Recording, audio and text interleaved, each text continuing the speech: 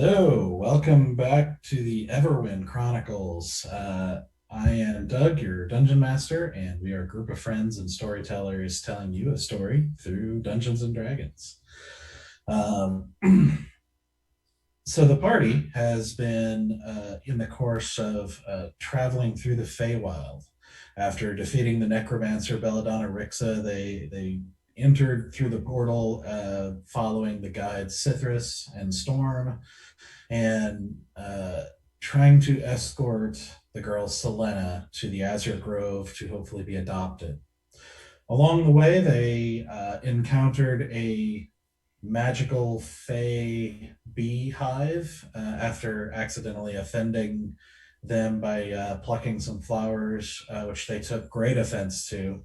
And saw it as stealing food and having to deter anybody else from messing with their field. They insisted that the party pay back the offense with 100 flowers from another garden nearby. After the party goes and is meets the garden's keeper, who sends them to a nymph, who sends them to an archfey called the Great Furred One, who sends them to some rocks. They end up solving the sort of chain of events and then immediately deciding to try and steal from the Great Furred One, offending him greatly. And but then Stoic strikes a deal with a devil and ends up teleporting the whole party safely to the Azure Grove, where Selena is successfully adopted. And after they part ways with her, as well as with Lopi the Bard, they begin to make their way back, trying to make for the portal to get out and get back to Corandia and the state of the country as they left it. They find their way to making their way through a place called Tiger Town that is full of a number of creatures celebrating a holiday called Clatter Day, which is in the midst of the celebration attacked by demons. And after the party works with them to slay the demons, they go and visit with one of the elders of the town. They go and visit the Bear Brigade, who agrees to be hired to help Tiger Town and protect them.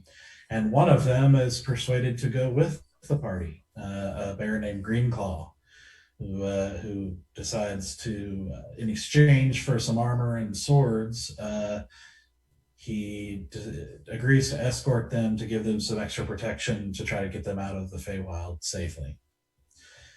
And so the last bit of reward that the town bestows on them is magic to fly.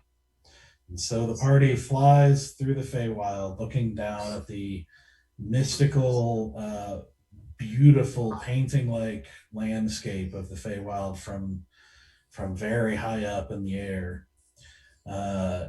Seeing lots of strange creatures and things and sights and sounds, until they eventually hear a strange noise approaching them, a growing vibration noise, as they see a dark shape moving through the clouds toward them. And eventually they see the silhouette, strangely familiar, as they've already seen a dragon emerge from the mist once before. They watch as another dragon silhouette comes out of the clouds, only to reveal the shape of a dragon, but made up of tens of thousands of bees.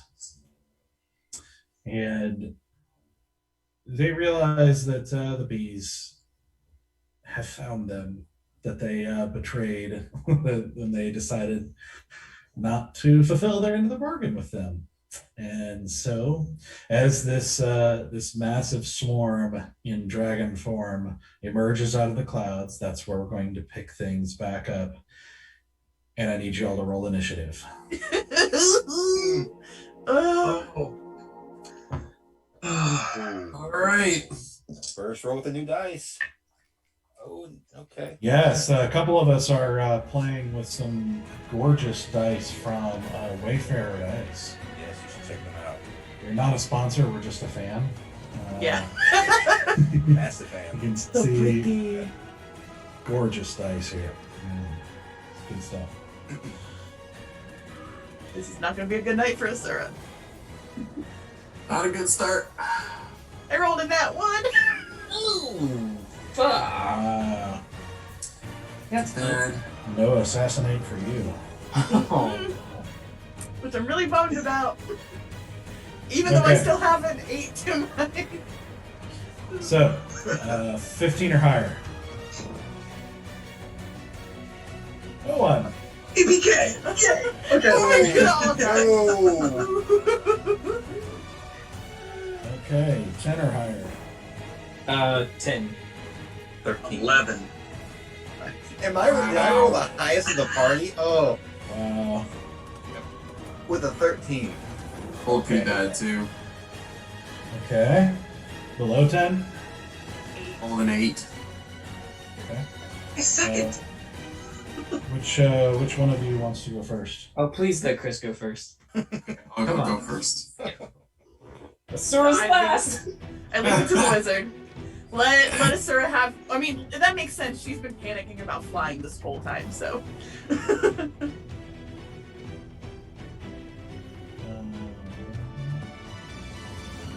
Yeah, I think the first time Asura's gone last. I'm pretty sure. No. And I have a +7 to my initiative. A +7. You still almost beat me, Tara. If I had rolled... Well, no. I've rolled 2 lower, I think. But you still almost beat me. Ugh.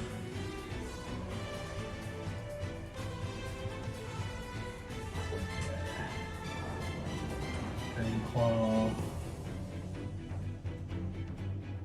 Come on, Greenfell. Show me what you're made of. I still think about green sleeves whenever I think about Greenfell.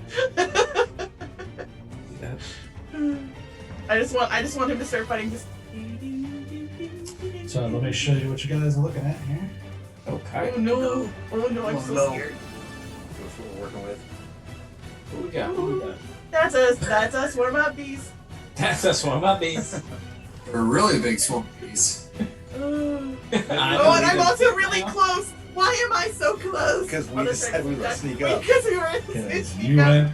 Yep, you are in cloud cover, so you actually we don't can- even technically see this. Oh, As that I makes clarified sense. last time, you're blind, but you're also hidden. So Oh, we are. But the rest of us are not. right. Yeah, and so I'm gonna try to keep track of this, but you guys are technically 30 feet down from.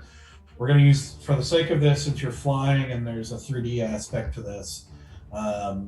There's basically a baseline of kind of where most of the party is right now, Oh, wow. and you guys are Sura and Valen, you're like negative 30 feet down into the cloud. Okay. And hidden. So I'm gonna find a good marking for that. First. Awesome.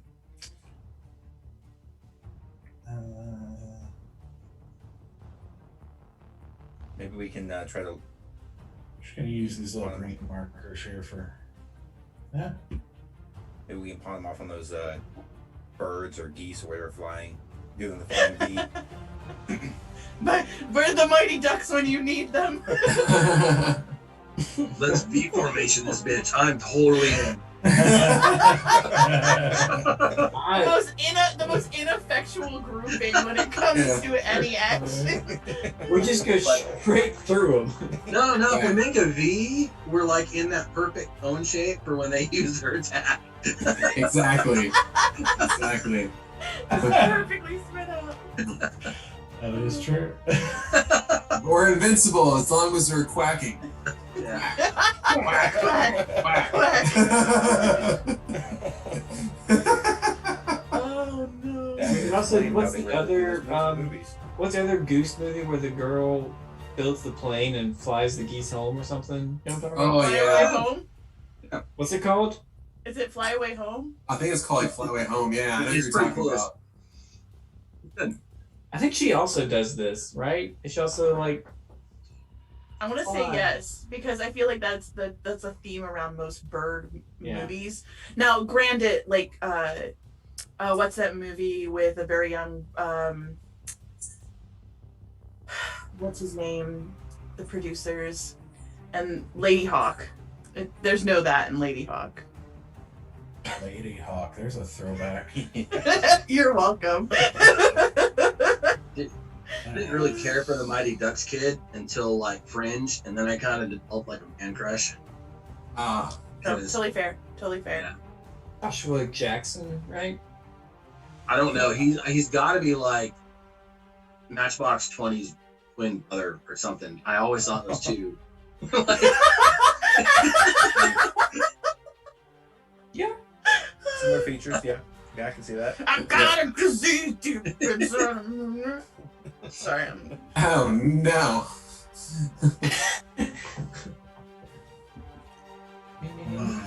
Oh, did they get to move? Is that what happened? Yeah, Well, they are probably first. they go before us. Oh no, the swarm is first in the initiative order. Oh, yes. I think they cast darkness. So. Okay.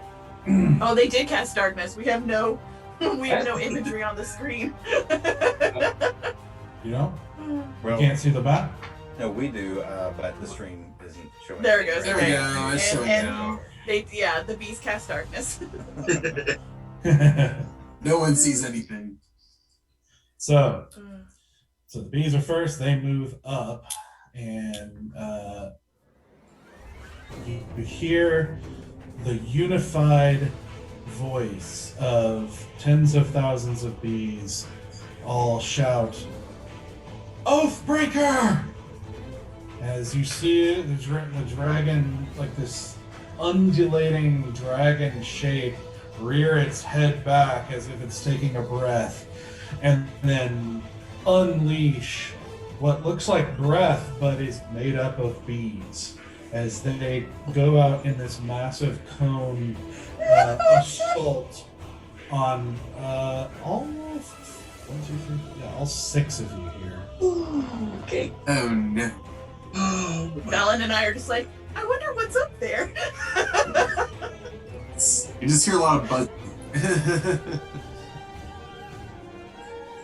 Imagine it's pretty deafening, that many beats. It is a very, very loud, like, buzz. What's the buzz?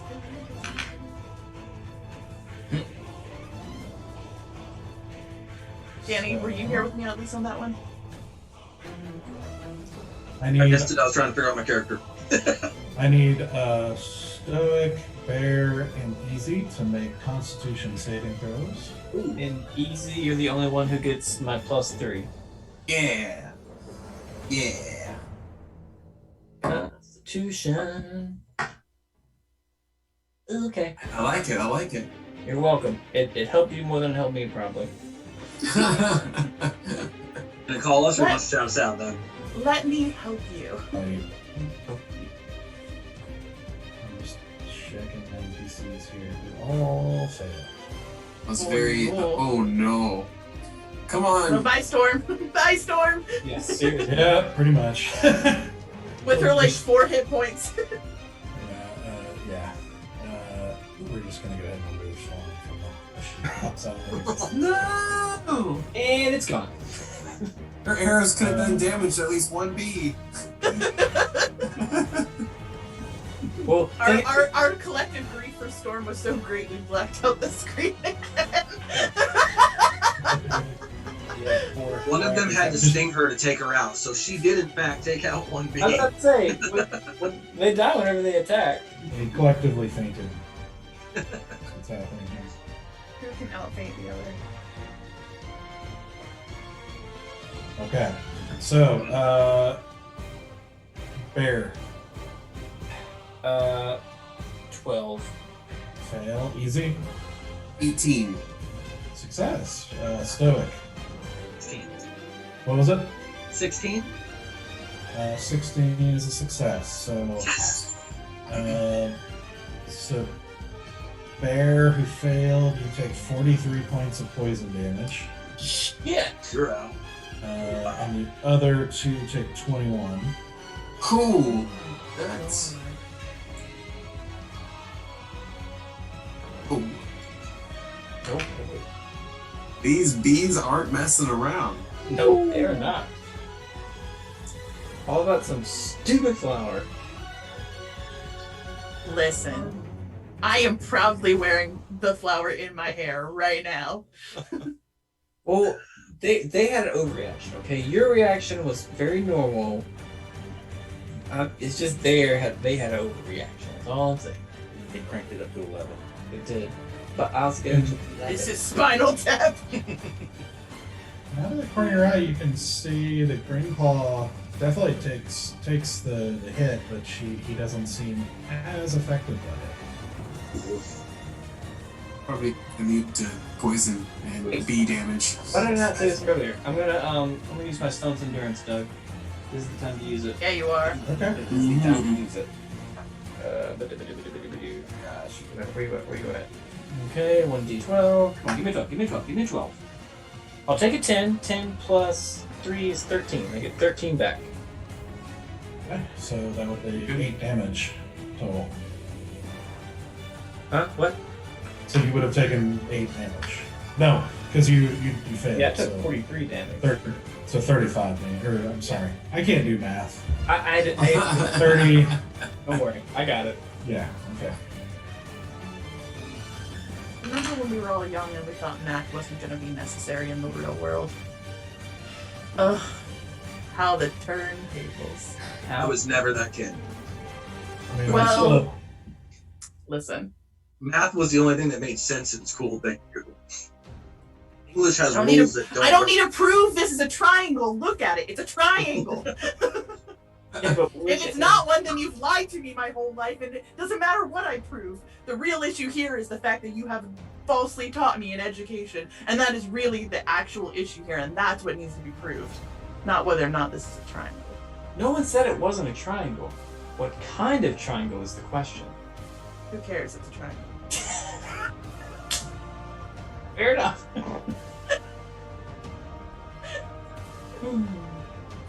Who cares? okay. Honestly, that was me in all of math. Who cares? It's a triangle. Mr. Johnson, we're not gonna use this when I'm 30 years old. Who cares? It's a triangle. Just let us play. And now I'm just like, oh wait, do you mean the triangle dice? It's not a triangle. I know. I'm just being facetious. Ugh. Dude, Cithras, this is the worst kind of enemy for him. Yeah. Because he actually has to think things through. Well, and he knows some things about what he's facing, so he knows he can't do a lot for his particular giftings. Should share with class. I know, right? But is he? Of course not. Wouldn't hurt. I wouldn't say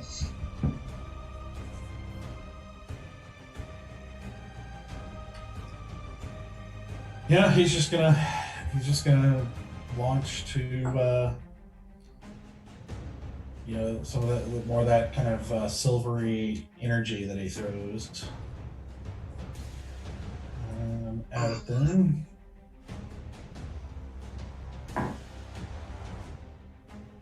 First one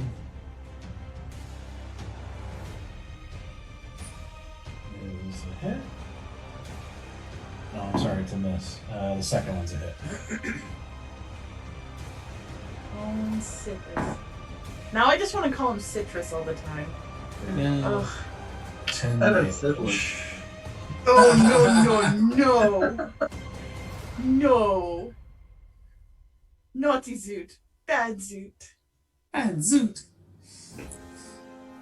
And he just kind of goes, "Oh my gosh, didn't you guys pay attention to the rules when I read them before we left the Glade of Knowledge?" Yes, all three of them.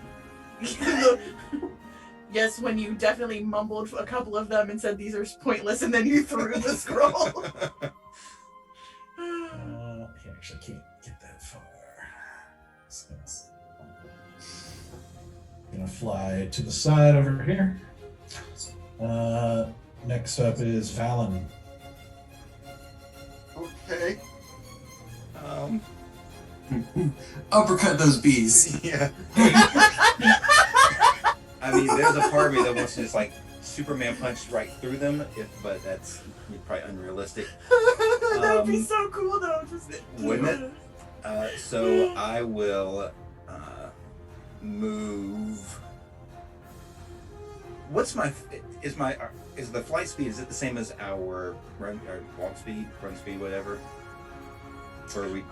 Your fly is 60 feet. More So you're than mine. you're all 60 feet right now. Oh, Oh, damn. Alrighty then. Then I will move right here, maybe actually right here, and come out from the clouds. And I'm gonna, just because I don't know how this is going to work, I'm going to break out the wind fan and use that on them. Where were you doing it? Right, I think it was right here. Okay. Flank them. Yep, I'm gonna break out the wind fan, so they have to make a, what is it? DC, a strength saving throw of 13. Strong as a group of bees. Man, It's a bird. It's a plane. It's bees.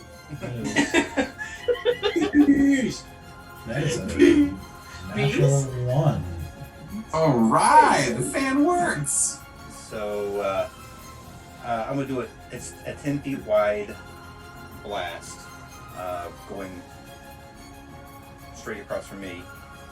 So each creature that starts its turn in the line must succeed on a strength saving throw. We've already done the strength saving throw. Be pushed 15 feet away from you in a direction following the line. So it's going to be pushed straight away from me. It's technically a save DC of 13, but you still failed. Yeah, I said strength saving throw of 13. You said so it doesn't matter. Yeah. And so if they try to move, only with this moving closer to me, which they may or may not. But they have to spend 2 feet of movement. If their movement's halved, they're going to try to move towards me.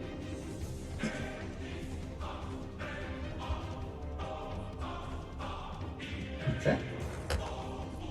Doing damage. Not unless you want to make it do damage, because they are a swarm of bees and a wind blast just hit them. You know. I'm gonna go ahead and Also, say their tiny little brains. I'm also gonna go ahead and say they're accustomed to wind. Being flying creatures. But it's magical wind. They're magical creatures. Okay. So that is activated right 15 feet. Yep. And it's a 10 foot wide area of effect, I guess. Or, no, it's not a cone. I guess it would be a cone.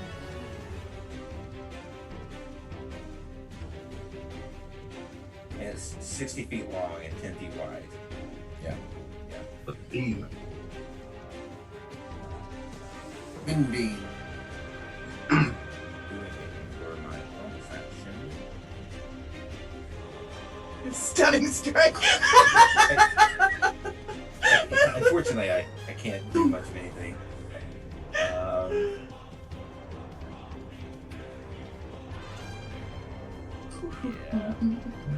This is when we all realize we're utterly useless creatures that are still only level 6, and we have angered the entire Feywild. How much have I moved? You said it was 60 feet? 60 feet long, yeah, 60 feet long, 10 feet wide. Using my fancy marker here to Ah. nothing but the highest quality on this show. Mm-hmm. Yeah. Listen. Okay. Because that's ongoing, right? Yep. For It lasts for a minute. a minute. Yep. Okay. Yeah, I think it counts as a Going concentration spell too. Yeah, it's a concentration. Okay. So as you go fly over to the side and flap this, you just open the fan and release the gust. You see some of the cloud over the top move as this bee dragon. You see this big gust like right in the center, kind of disrupted a bit as it shoves the whole swarm over 15 feet. And you hear a kind of angry buzzing as it does, and then it reforms 15 feet to the side. Yeah, since I have to keep it there, I think I'm just going to stay in that spot. I don't have a bonus action I want to do. Actually, I will. I think I will do. I'm going to spend a key point to do patient defense to give me the dodge action. Okay. Stoic, you're up. Yes, sir. Just to clarify, bonus action, full weapon, whatever, is a simple weapon in the offhand, correct? Bonus action for a simple weapon in the offhand, you can do, yes. Okay. As long as that hand is free. So you can't do two-handed something and then do an offhand with one. Yeah, it wouldn't be. Okay, so it is a one-handed weapon. So then I would like to fly. Oh, I'm gonna take its reaction.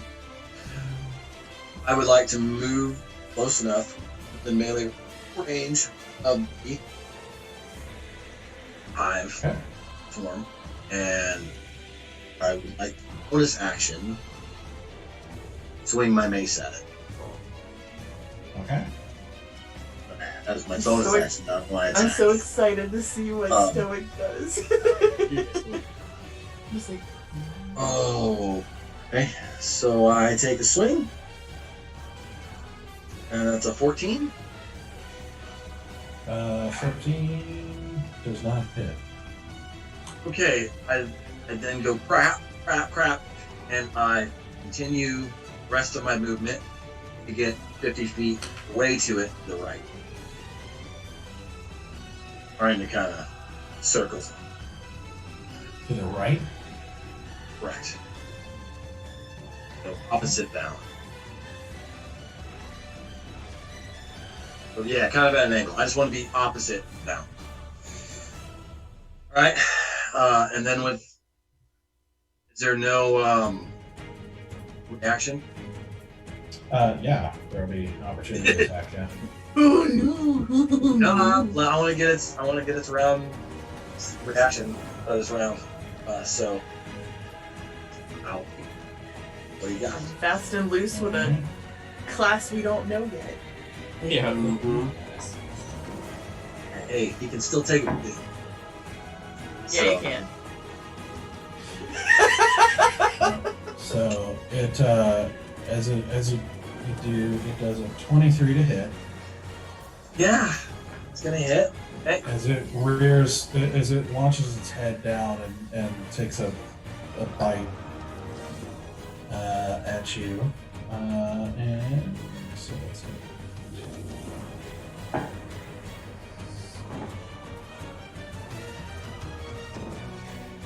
22 poison damage.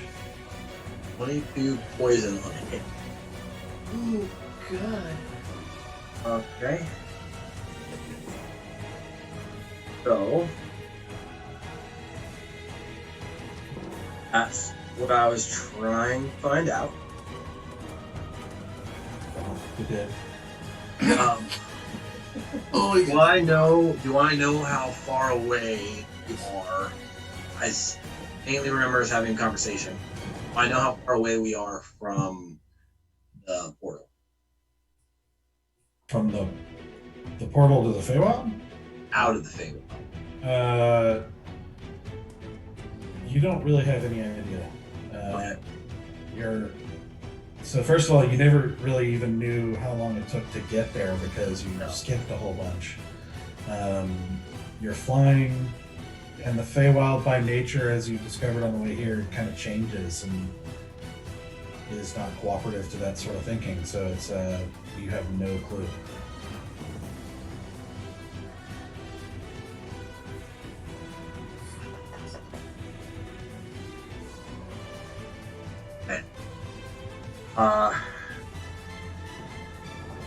And as my action, I am going to cast Command, and I am going to scream retreat.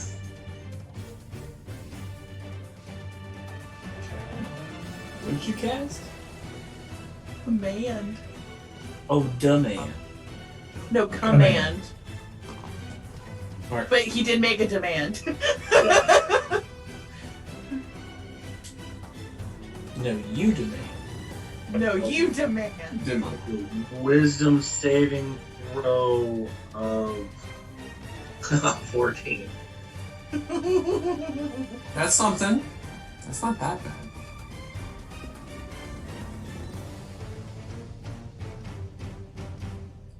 I don't like it when he's reading and he gets intense about it. Like, what does that mean? I mean, to be fair, that's Doug's go-to face when he's reading. Okay, 14. Mm-hmm. That's a natural 19. So Not so much. Oh, Sorry. No. Oh no, no, no. Yes. It's alright, I'm just down here in the clouds like okay, is that it? Oh, that's bonus everything. action and Yeah. movement. So Barry, you're up. Okay. I would like to fly over. I guess we're right beside each other. So I'll go fly over to Easy. Gonna put a hand on his shoulder and cast Cure Wounds on him.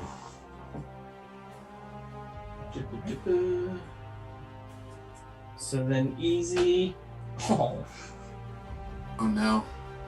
you get something back, but it's like this is a. I could have done this. So you get 5 back. Oh, buddy. Better than nothing. Yeah. Better than nothing. It's 5 more than you had before. Mm-hmm. Gave you some warm fuzzies. Put a hand on your shoulder. Go. We're gonna need your magic on this one, and then I'll save it, and then I'll just pull out my great sword and just like kind of stand guard by Easy.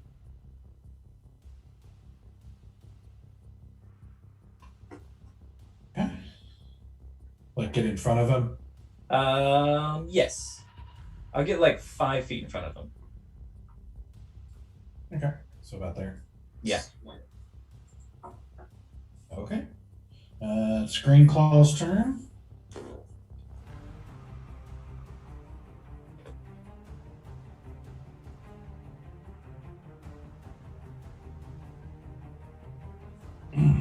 Alright.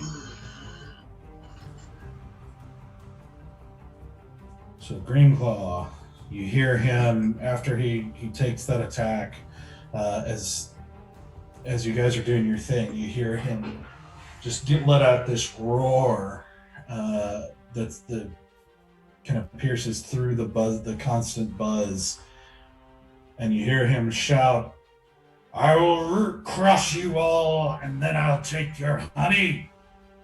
And he darts forward, basically into the midst of right into the chest of this dragon.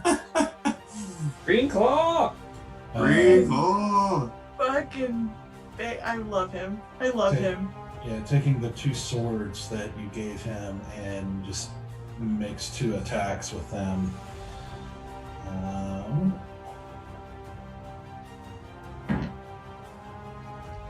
First one's a natural 1. That's a good start. Oh, Green Claw. You did so good. I'm so proud of you. Second one. Barely hits. All right. Hey. Barely. Hey. Ah, No. No. I'm a punda bear. This has been It an is very fitting in this case. Thank you. It's been an utterly grisly experience, and I want nothing to do with it. We need a There you go. Don't pander to them.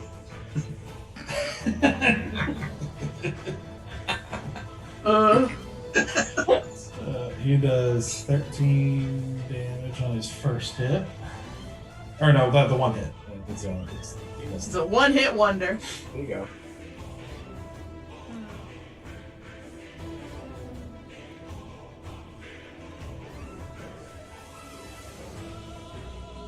Okay, Storm is dead. Easy, you're up. Okay, I'm going to back. I'm gonna try to go right here. See what I pinged? Okay. Alright. 20 feet. About 20 feet back ish, but off to the right a little bit, so at least I'm within range of those people. And I'm going to cast Fireball right into the chest of this beehive, and of course I'm going to sculpt it around the bear, and yep, and Asura. I don't think. I mean, Osura is from 30 foot down, so she's okay, she's fine then. Yeah, she's fine then. All right, Yeah. and it needs a Dex save of 15. Okay. That is a nat 20. Oh God! Mother trucker! Is that with the new dice? That is with a new dice. You're not allowed to Damn hit it. you guys. Damn it! Well, they still take half damage. Okay. Listen, these are beautiful dice, and they're great, and we love them. But also, how dare they roll well? You. Well, we all need to roll well. Is that, I You mean, heard it here, folks. Look, Rolling I'm dice you can buy. Listen, I'm trying And- to roll well right now. I really wish it failed because it was 37 points of fire I damage. know, I saw. So half of that. Uh, So that would be 6. Wait, 18. Yeah, 18. yeah, 18 points. Man. So Now, as you thrust your hand out, and that little ball, the little red ball darts forward, right into the midst of them. You see the dragon sort of lurch to the side a little bit. It still takes as you hear the boom just go throughout the sky, shoving some of the clouds aside again. See it missed some of the dragon, but definitely took some as well, as you see it took a chunk. blackened, a large number of blackened leaves start just falling toward the ground, far below. Oh, look, we're back. The map. The map. Our magician Anthony figured it out. That was crazy. Says he is amazing and Mhm. is the smartest person of all time. So, Mhm. yeah. I love that no one knows what Anthony looks like. Yep. We keep talking about this mythical figure behind the scenes, pulling strings, and no one knows what he looks Yep. like. Just Unicorn. growing the legend. That's what we're doing. Really, he's a legend. That's right. Unicorn. Awesome. All right, is that all you're doing? That's all that I can do. Sir, Okay. So I would like to get up to just my this part of my face peeking through the top of the cloud so I can see what's going on. okay. Groundhog it out. So you basically it takes you basically go up about 20 feet. So you're still about 10 feet below it, but you're. Can I see in this swarm the queen bee? Make a perception check. Please Yep. be kind to me. Nat 20 plus 7. Not consistently, but you do get glimpses here and there of a bee that is larger than all the rest of them. And it's hard to keep track of even then because it's like this thing is moving and the swarm is swarming. But every now and then, especially when there's like a major shift, like the fireball, for example, you get like a glimpse of the larger bee before they all swarm around it again. Would I be able to hit the queen?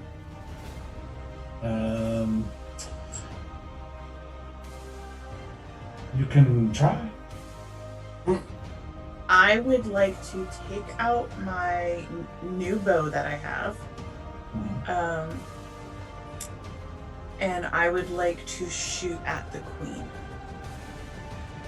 Okay.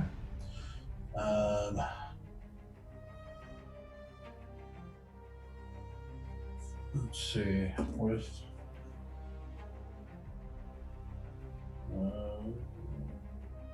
trying to think of how to do this. She's like under like most like 3/4 cover, probably. More than that most of the time. Oh yeah, then yeah. I'll tell you what, go ahead and because you got a nat 20 on perception this time, I'll let you do just a straight roll. So what'd you get?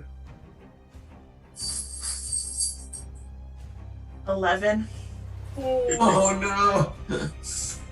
Yeah, definitely does not hit. You basically you are trying to find this larger bee in the midst of it, but you just can't see a thing. And as you're trying to concentrate on that, you're not paying full attention, and you let it loose, and the dragon kind of like like in the mid flap kind of goes up, and then the bolt just careens off into the sky. And then I'm gonna be like, nope, and I would like to hide. I'm gonna like use my movement to go back down into the cloud cover and hide. Okay. All right. Roll a stealth check. Why couldn't I roll a roll like that? Plus an 8 is 22.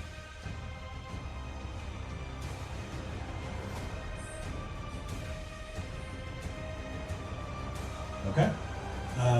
So next up is the bees again. Oh boy. The bees. Stubbies. The bees. Who are they gonna go after next? Hopefully not the chicken shit who just hid in the clouds. They got options right now. They do. There's so many options. Ooh. My stomach hurts. Oof. How does the fan work, Larry? I mean, it's just it makes it hard for them to move toward me. Oh, okay. I mean, Hmm. unfortunately, it doesn't do any other damage or anything. Are they still being pushed though?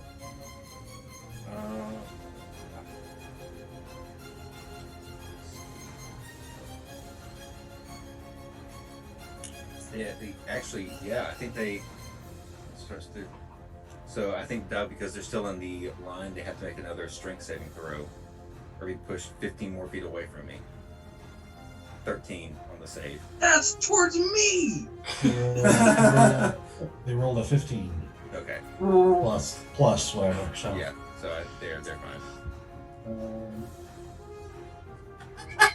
I like how you're like, listen, I may not be a cleric, but thank you, children.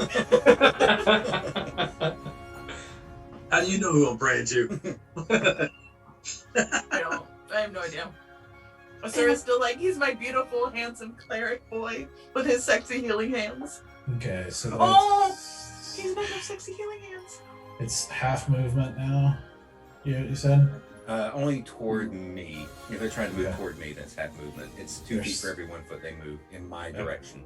So they can still just barely get where they want to go here. Oh Oh, no. no. Oh no. Right here. Don't like that. Not a fan. Not a fan. They're gonna I mean, Uh-oh. he's a fan, but I'm not. Oh boy. I have a fan. Your family. I Yes, I am. Fanboy. This is all starting to make sense. Valen is a fanboy. Uh-huh. Girlfriend's got a whip. Like, pieces are starting to come together. I hung out with your kind regularly. I know your kind. We're into some things. If Rocky Horror Picture still exists in this realm, dude.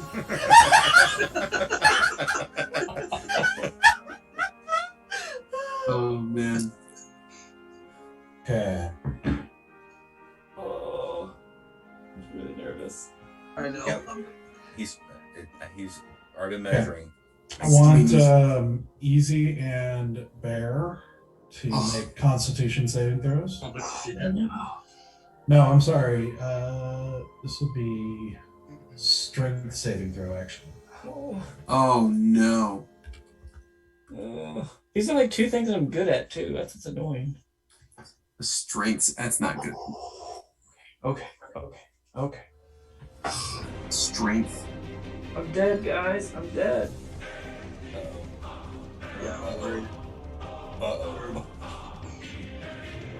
Here goes nothing. That's not good at all.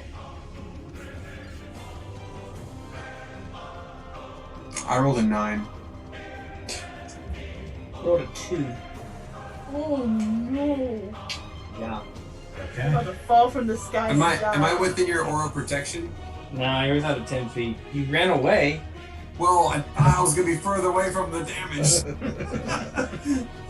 I was wrong. Okay. So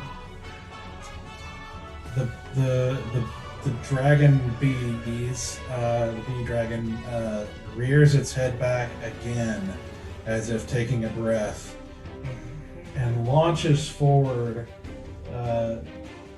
But this time, instead of a swarm of bees coming out of its mouth, you see a gargantuan amount of honey gets sprayed out onto you guys.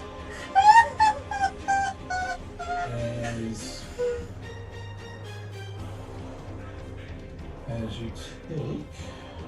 Oh boy. Honey? Are we taking honey damage? Are we taking honey damage?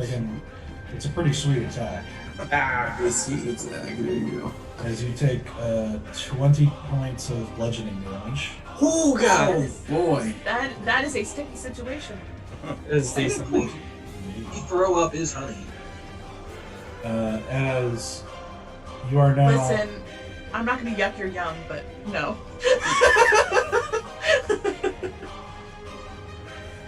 You are now drenched in thick, heavy honey, covering all over you, blinding you, Cool. and basically, it's like a thick layer of honey.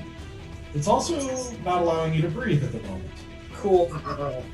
So, you can take a turn to try to deal with that on your face, or not. So let me find an icon to mark honeyed.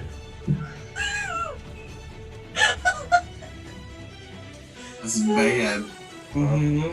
How you doing there, Barry? Oh, that's a good one. A drippy eye. That's fitting.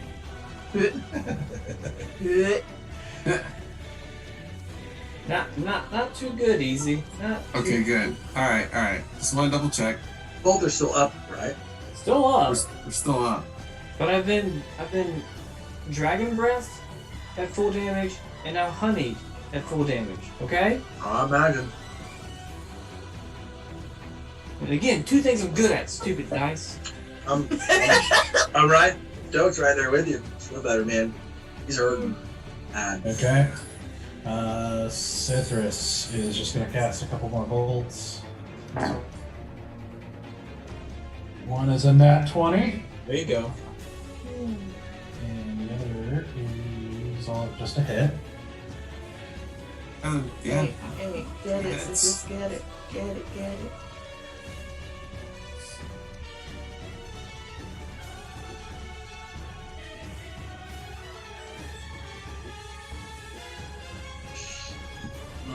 Who knew that a swarm of bees would be the end of the folly? Of all the things to take the mean, Folly down, It makes a sense. swarm of bees. Ugh. In the shape of a dragon, I mean, that makes sense. Yep.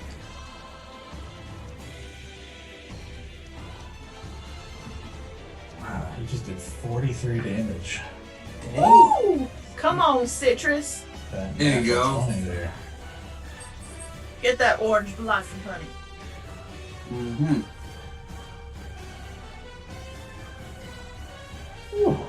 So as you see those silvery kind of crackling bolts of energy plunge into the dragon, you see one of them hits right into the head, which dispels the head for a little bit. It seems like it takes a little bit longer to kind of coalesce back together, but it does.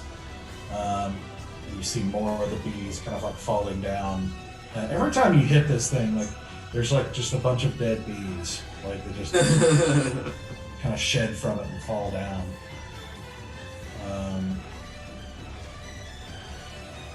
You know, like just some casual genocide. So that's Cithras. Valen, you're up. All right.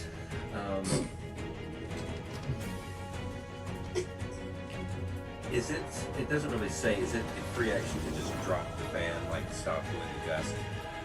Because all it gives me is like I can change the direction on bonus action. That's about all it really gives me. Because it's concentration. Yeah, I think dropping would just be like a free thing. Yeah. Okay. I was gonna. It didn't have the impact I wanted it to have, so I'm gonna just put it back. Mhm. Break out the quarterstaff and take a couple of strikes. Okay. Because it's right up on me, and Okay. you gotta figure this situation out. Okay, well, not so great. So that's a 12. Does not hit. Yeah. Ooh. Okay, 22 on the second one. That hits. Okay. 11 points of damage. All right. So as you swing your staff and see the bees sort of like at the body of the creature, you see the bees sort of move out of the way, but then you move too fast for them to adjust and whack, get a good whack. And it doesn't resist like a normal dragon's body would. It's like it kind of goes through it with some resistance. But you definitely see some of the bees falling down as you do. We're gonna do a flurry of blows here. You said that was 11 damage? Oh, yes, 11 damage. You don't want to stunning strike a swarm of bees.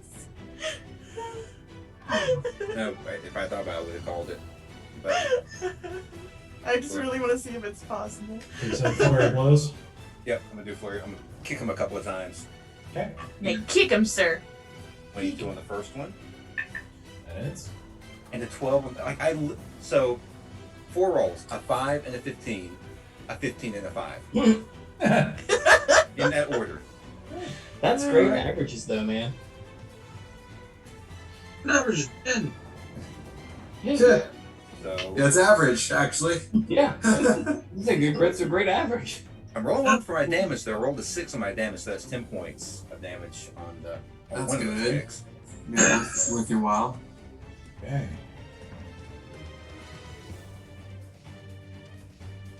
And I'm pretty much done. That is everything I got. Because I'm guessing I am in melee range, and I don't want to anger a bunch of bees more than they already are angered. I was going to say, I think they're already angry. A little late for that. Yeah. Stoic, you're up. Yeah, I'm gonna stay.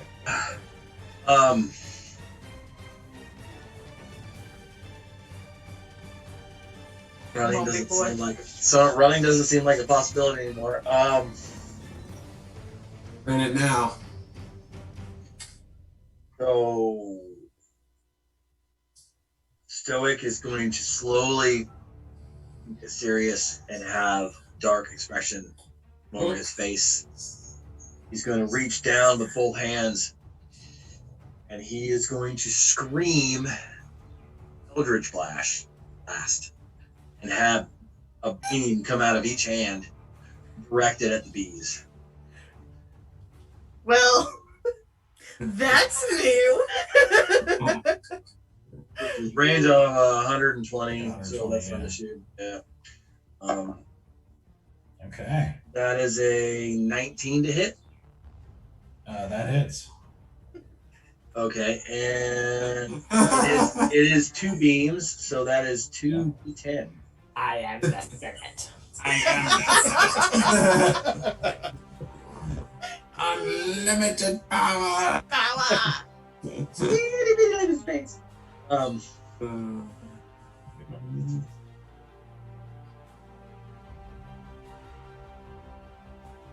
so that's 16 points of damage. All right. 10 and 6. Okay. 16. All right. So Force as you- damage. I don't know if that makes a difference. Yeah, as you do it, you let these two. You see the kind of similarly crackling energy bolts, except with a reddish tint to them, dart out and plunge into the midst of these bees, and you see more of the dead bees falling. And that ends my turn. I don't have much else to do. Okay. Such is the way of magic users. Bear. Okay. I'm gonna try something. It's gonna be a terrible idea, but I'm gonna try it. I am going to feign unconsciousness. I'm going to basically just as I'm covered in honey, I'm gonna float backwards, but at the speed as if I was falling. I'm basically just gonna kind of still hold on to my flight power, but let it drop, but still have it there. Okay. So I'm gonna try to get 60 feet away from these bees, and as I'm falling, take all the honey off my mouth and off my eyes.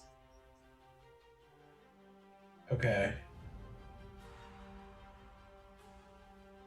So you're still trying to get the honey off of your face, but you're also feigning dead while getting honey off your face?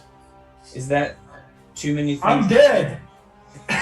Well, okay. Well, do you mean drop 60 feet? Do you mean drop 60 feet and then wipe your face? Yeah, turn your back to him. Drop 30 Yeah. and then do the thing, and then drop 30 more. Trying to avoid an opportunity attack by pretending to be hardcore. dead? I mean, I'm dead. I think that's clever. Mm. Bees fall for it. Quite a lot of deception. Yeah. Are you stopping Yeah. at 60 feet? Or are you because it's 60 feet per round? Well, I mean, I'm gonna- Are you gonna oh, I'm dead? Stop. I guess what Bear's gonna do, Bear's gonna fall until he can see and breathe, and then he'll all right. Well, I think the clouds are right below us. So not, Bear maybe not doesn't right have below us, to but be that 30 way. It could be cloaked by the clouds, yeah. Yeah. I mean, that would, it's a great strategy, but that's not what's in Bear's said. Okay. Yeah. Go ahead and make a deception check. I love Bear so much. I love you so much. Roll Dad. it. 20. man. Come on. What a move. Let's go. Let's go. Come Good on. energy. Come on, Dice. Come on, Dice. Do it. Okay. Let it happen. Let it happen. Let it happen, Dice. 16. Let me see what they're. Inside of bees. The secret lives of bees. Let's see. Secret liars. Yeah, that barely succeeds. Yes. What a move. Yep. Okay, so as you basically go limp and fall down, it doesn't seem like they're concerned with you anymore at the moment. That's so As you good. fall down 60 feet. And Cool. And then, so can I do the thing after at 30 feet, start taking the honey off my face? Yeah, just use your action to take it off, yeah. Okay. And then I'll stop. And just, I think that's, You're So that- now in cloud cover. Now, instead of being blinded by honey, you're blinded by cloud. But you can breathe, and you are Still sticky and covered in thick goop, but you can at least breathe and see now. I'll The take cloud. it. I will take it. Okay. Green Claws up next.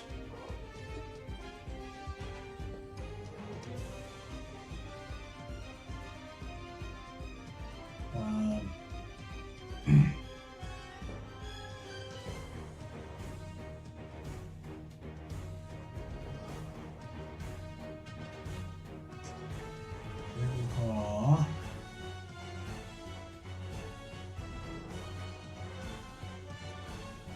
He is going to.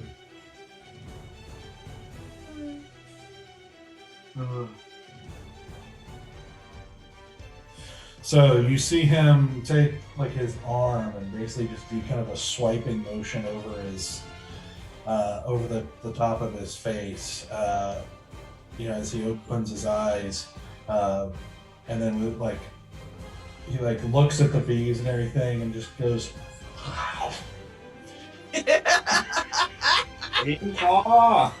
What a power move! And then he charges him, but he doesn't have his action anymore. So,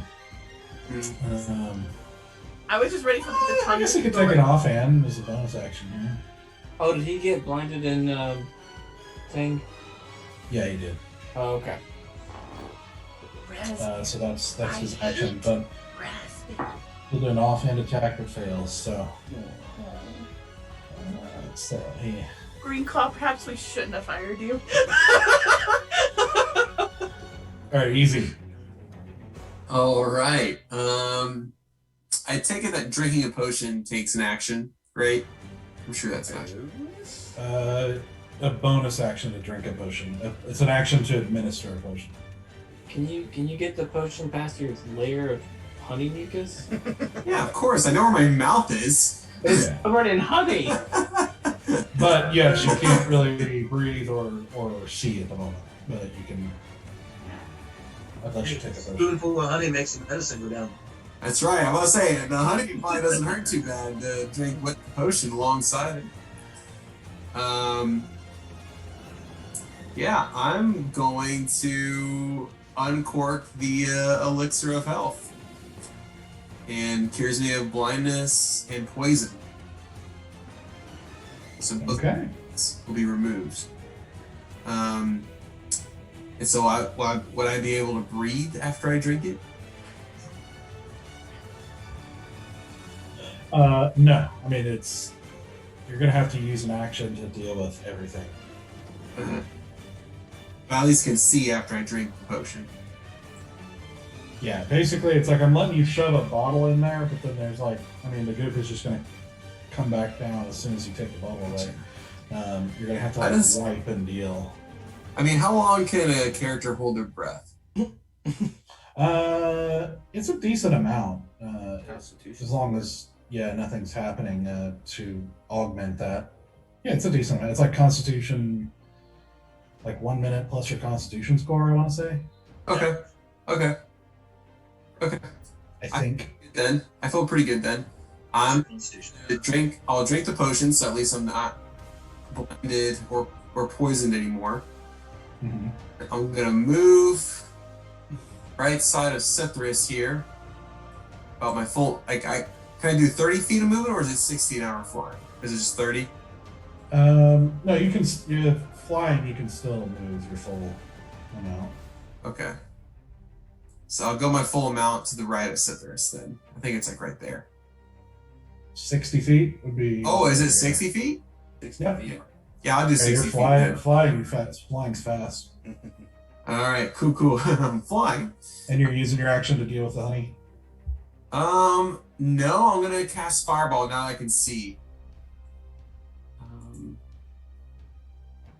Okay. Let's see. I want to double check a few things. Because I think you have to be able to see the creature you're attacking, or a point, Right. the point that you're. Right. Let's double check that. Yeah. Well, I should be able to see if I drink the potion, right? interesting mechanic because you got these cure the blindness. I cured the blindness, so I can see the bees now. You got honey sight. I just can't breathe. Good dexterity Yeah. saving throw. It's not a thing.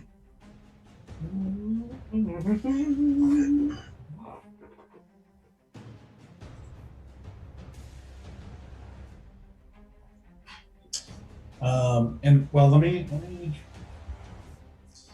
look at the elixir of health too. Elixir of health cures blindness and poison. I'm not sure that it's going to cure that kind of blindness. Oh, okay. It's not magical. It's easy. Right. It's like a brick in your face. Like you can't see past the brick. Well, I figured the potion's magical enough, just like, hey, the honey around my face. Magical windshield wipers. I don't know. There's a lot of crazy things you can do in this world. I mean, it's true. It's the Feywild. What do you know? It's also an It is elixir the health. Feywild. It's a weird mechanic. It's a weird mechanic. So that's why I was like, this may be a weird thing to do. Yeah. Think. I think it's. I think probably not, because yeah, I think for now I'm ruling basically the elixir is supposed to be like dealing with kind of diseases or curses or like conditions on not like physical covering, for example. It's like if you were blindfolded, it doesn't get rid of the blindfold. Fair enough. You know. Fair enough. All right, then I won't take the potion then because we have a huge waste. That's fine. That's fine. Yeah, then I'll just use my action to wipe off my face. Okay. Take a moment to try and scoop off the goop from around your face to be able to breathe and get it off of your eyes enough to be able to see. Yeah, see what I'm doing. Okay.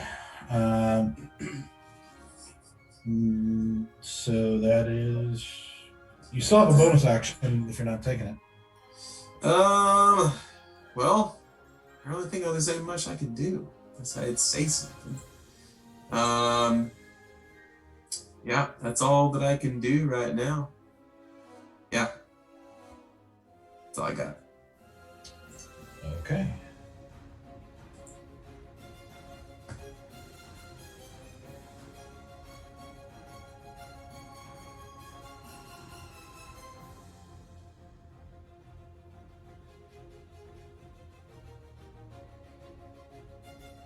Yeah.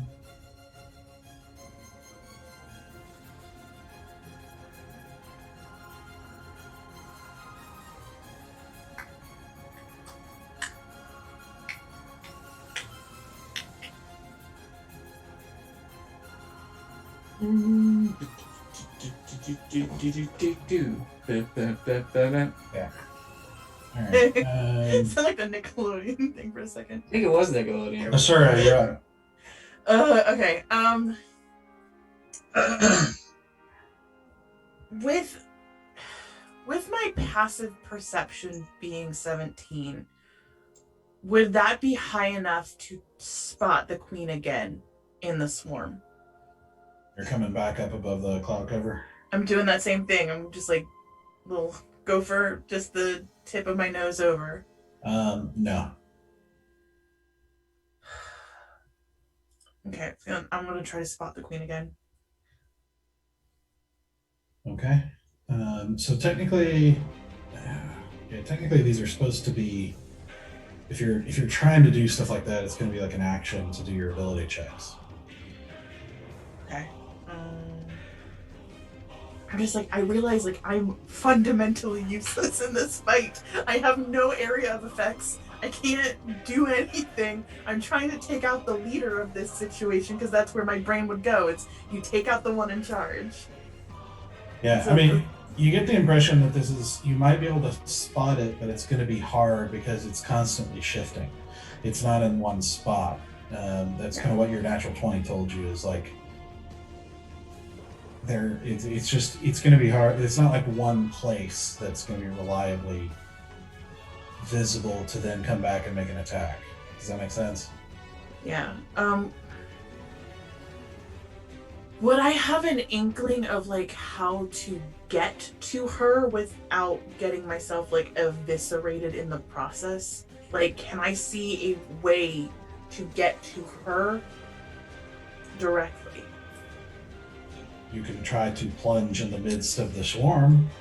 Yeah, no, I don't have that many hit points to start, and with the level of damage people are getting dealt in this fight, I would plummet to my death almost instantly.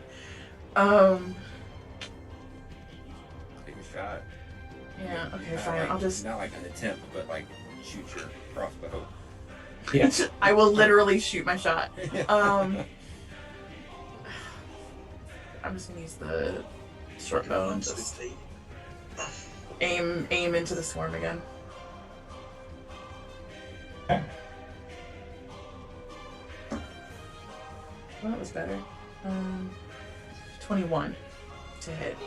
21 hits, yes. Right. And so that's gonna be 1d6 plus 2 plus sneak attack damage because I came Yeah. from hiding. Well, you have allies around it, so. Okay, then. And technically, you would have advantage on this, so you can try for a natural. Oh. Ooh. No, that was Okay. 21. 6, 11, 12, 13, 14, 18 points of damage. Okay.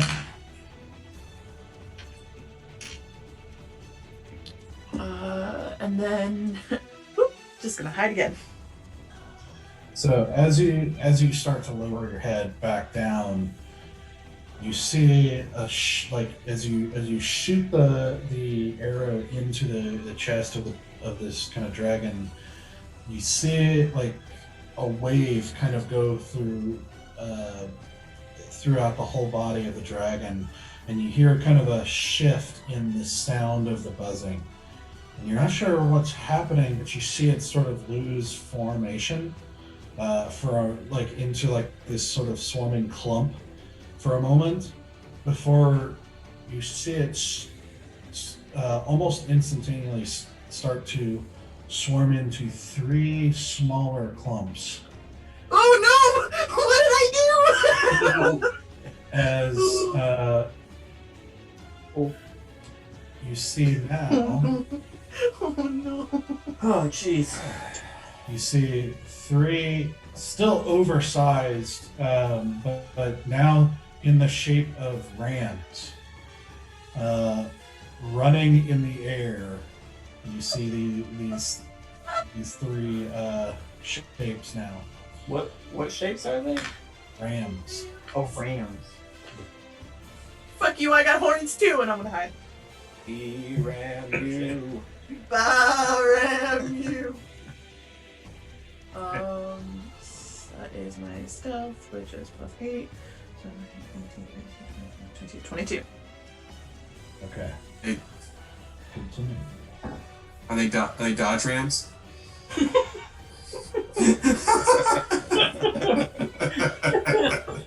It'd be very roguish of them. Roguish, that's right. Dodge these rams when they come at us.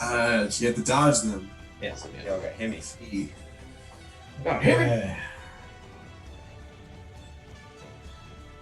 I'm gonna take my 4 cylinders and fly elsewhere. Bye. Let's see. Options Oh, Nope. I hate it. I don't like these questions. They don't deserve Right. answers. That's why I got the hell out of there. I've got not much life left.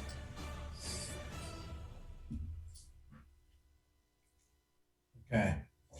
So this one is going to charge Stoic here. As you see it just running through the air with its head low, as it tries to plunge into you for an attack.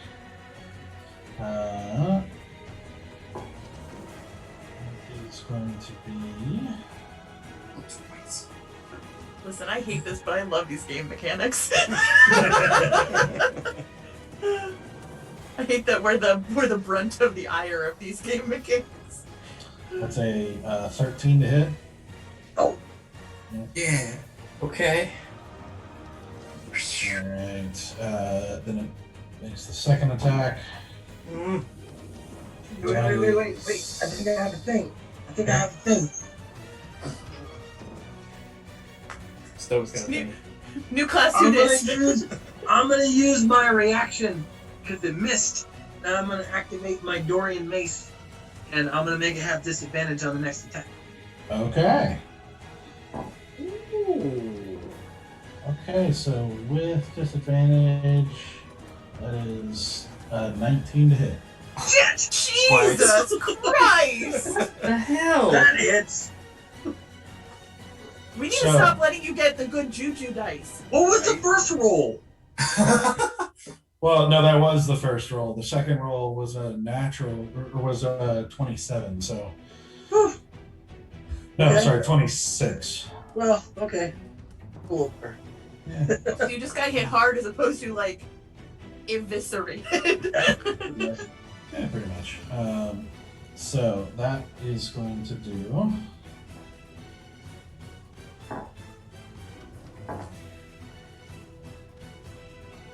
So it's going to do 10 points of bludgeoning damage, and as the horns slam into your chest, you feel the air knocked out of you, and so you basically feel like it's going to take you about a round to get your breath again to be able to talk. Stunned, or I can't talk. No, you're not stunned. Just you're not going to be able to talk for a round. So no vocal. Okay, actually. Do you have any spells that don't require vocal components? All right, so this one you can't really see my thing here. Actually, sorry about that. Oh, minus 10. This one is going to attack Valen and do the same thing. Oh. So that's a 19 to hit. Yep. So that's Check. That's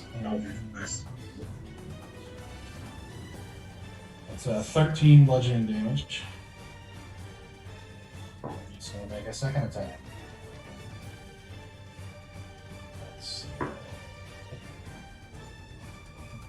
That's a 23 to hit. I think that hits. And that's going to be 11 bludgeoning damage. Okay. Ooh. Okay. So doing okay. Alright, and this one is going to ooh, It's like options. I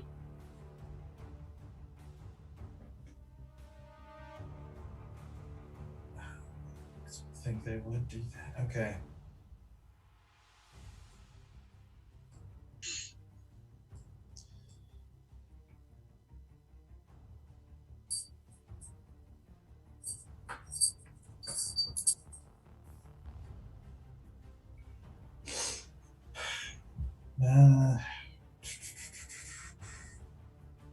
Yeah, they're gonna charge Cithras.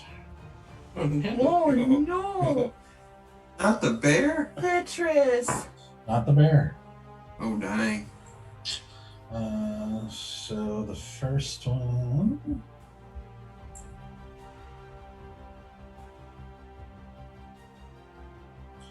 does not hit. Second one. Second one does hit.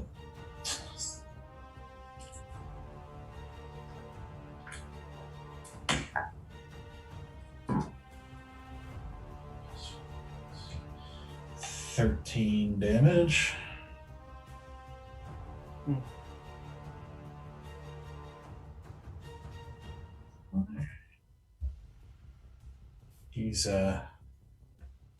He's starting to look a little rough there. As you just see him also lose his breath, and so Valen, you and Cithras also can't talk for a round, basically. And Just that's it. We can't talk. That's it. Yeah, you basically feel the breath knocked out of you, so it's going to take you a round to like recover, like catch your breath enough to be able to get a word out. Cool. All right. And actually, you know what, Cithras? Let's see if he can.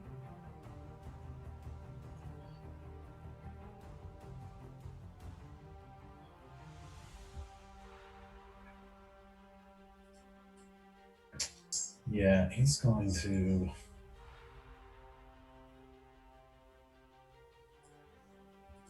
You see him just sort of like, and then you see him like, you see him sort of disappear in a puff of mist and reappear over here. As he's like trying to get his breath again. And now it's his turn. And he can't talk, so I don't know. Let's see if he can even. First time ever. Doesn't have a quippy one-liner. The best version of Citrus. You just see him like, you see him in the air, just going.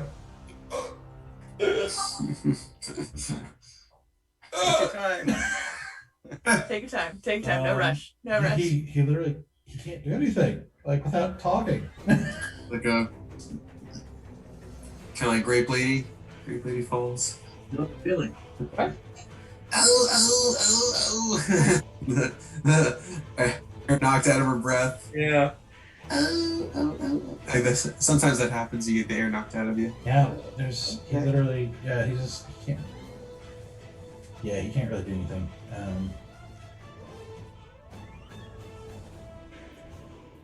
Yeah, that's not good enough range. Yeah, no, he's just gonna catch his breath. Because some of us just let our blades do the talking. All right, Valen, you're up. Well, really don't have much in the way of options. So yeah, we're gonna take a couple of quarterstaff strikes at the B ram that now in front of me. Almost a natural 20, so that's 26 altogether. Rolled a 19. That hits. 8 points of damage. Okay. That's a 19 to hit. That hits. 9 points of damage. All right. Not bad. How's it looking right now? It looks like a swarm of bees in the form of a ram. Cool, so still looking good. Alright.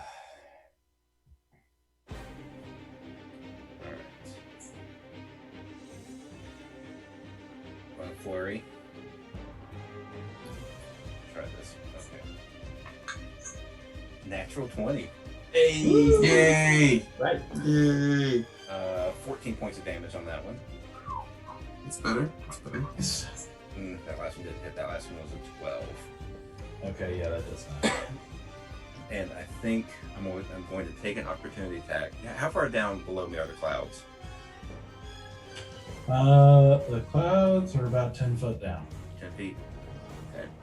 So I'm going to drop 10 feet and get into clouds. And once I do that, I'm going to move. I think right here by. Actually, no, I don't want to. Actually, I don't want to go there. We'll go right there.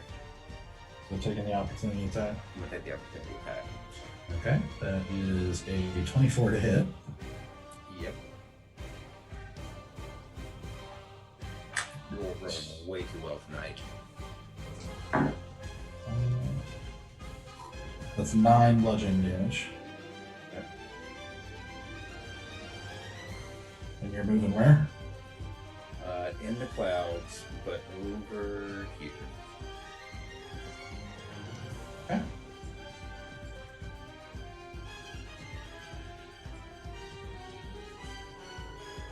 You can't select the little drawings of arrows, so just ignore those since it's gone. That's my move. My whole action. All right.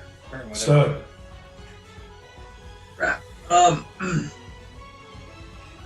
He's gonna extend both hands, go, and not be able to do anything. And so he's then gonna slightly panic and grab both of his maces. He's gonna swing the Dorian mace first. okay. Which that's not good. 13. That does not hit. Okay, so he's gonna whiff, then he's gonna swing his other mace. That's a 16. 16 does hit. Alright, so that's a D6. It's a 6! I did 6 points of damage. All right. Proud of you. Proud of you. All right. First action, I'm just gonna hang out, not move. So you see the ram kind of nimbly dodge your first strike, and then you follow up with another one as you hit it in the face, and you see it sort of splatter a bunch of dead bees that fall through the sky as it reforms into the ram getting ready to attack again. Bear, you're up. Okay. You are 60 feet down. Mm-hmm. I will fly to just where I can get my head above the clouds so I can see So it's what's About happening. 50 feet, yeah. And I want to do a perception check because I know Asura is down here somewhere, and Bear doesn't know this, but Big Jeb knows that Valen's down here somewhere. So I want to see if I can. I'm looking for Asura because she's down here somewhere, but if I can find both of them, that'd be great too.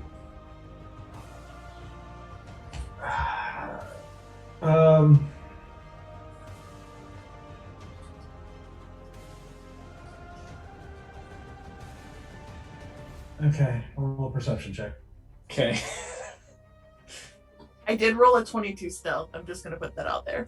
Yeah, I mean, I rolled really well, but I can't beat that. 19. Yeah, I mean, it's a thick cloud that's effectively blinding Okay. anything that's in it, so.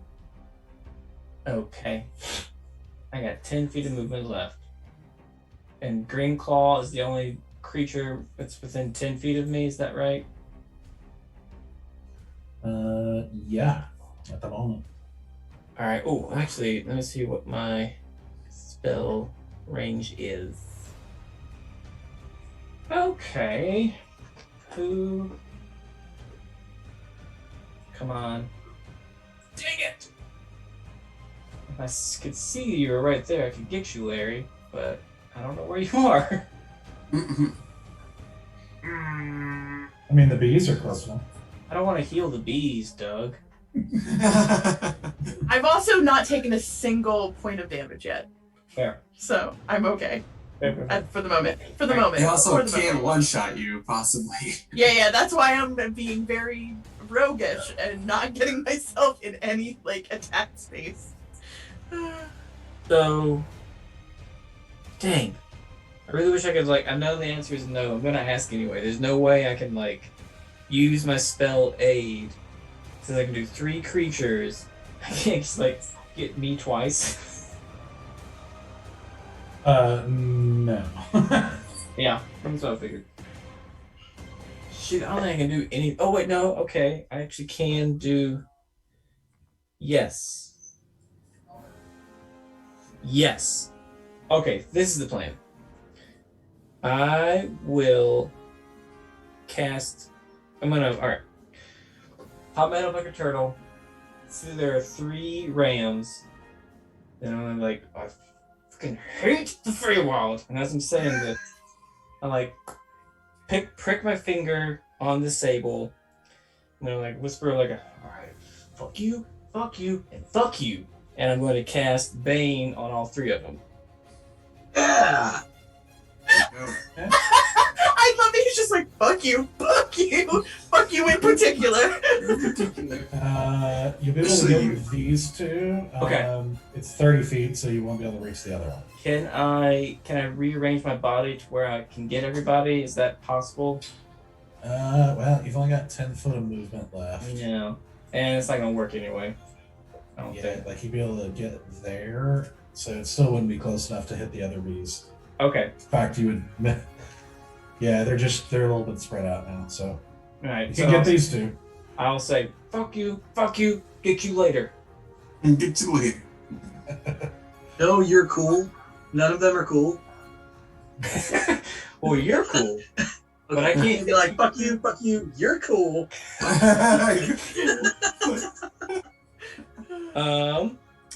So it's charisma saving throws. Correct. And they have to beat a 14.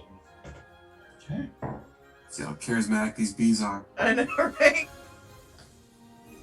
Okay. So the one by Valen fails. Okay, it's a plus. And how much? What do they have to be? 14. Okay, the one down here succeeds. Okay.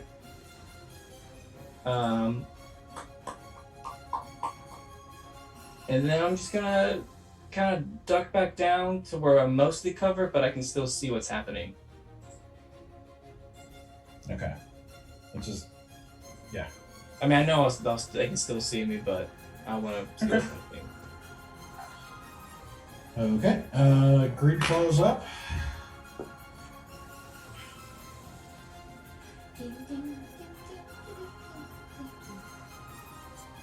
That's his theme music for me now.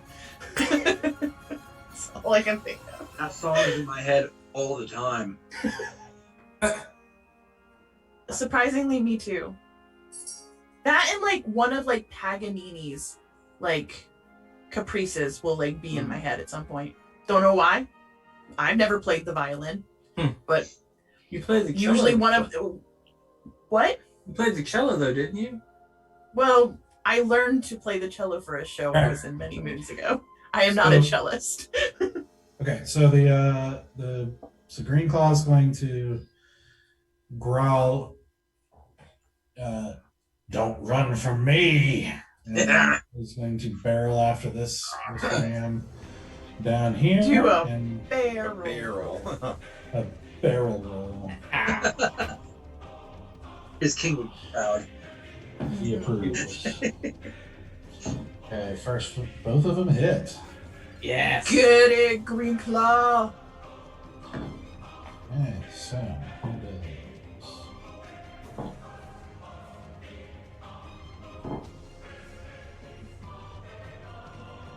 $28 points of damage. Yes. Ooh, Oh. that's solid. Oh, Did you just go, yeah? It's still up though, right? oh yeah. Okay. So that's his turn. Easy. All right. Now that I can see things, I'm going to rush over to Stoic. Actually, get side by side with him, and put my hand on his shoulder and say, "You also showed me that cool trick with the red lightning thing. I like that a lot." And then I'm gonna thunder step. Yeah. And I'm gonna thunder step us way the fuck up here. Okay. Like right about here, top part of the map, about 90 feet away. Okay. Sounds amazing. How far? What's the distance? It's 90 feet from where we were. So the creature is then 90 feet away. Yeah, the creature is 90 feet away. And they have Okay. a Constitution saving throw of 15. Okay. That's a nat 20. Yeah. Oh. So they take half damage. Hmm. That's baloney.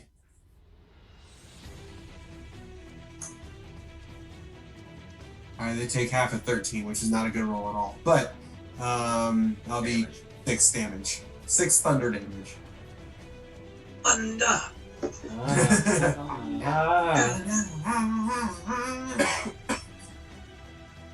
That was a fantastic kazoo. Who was that? That was So- Chris, I think. I mean, mine is just my voice. Dude, that was wonderful. You have such a natural kazoo-like voice. Natural kazoo voice. Right. Wow.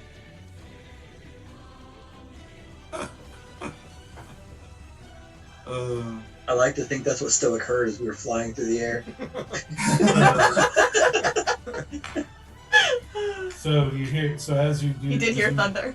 run up and grab him and disappear with this crack of thunder that sort of carries through the clouds.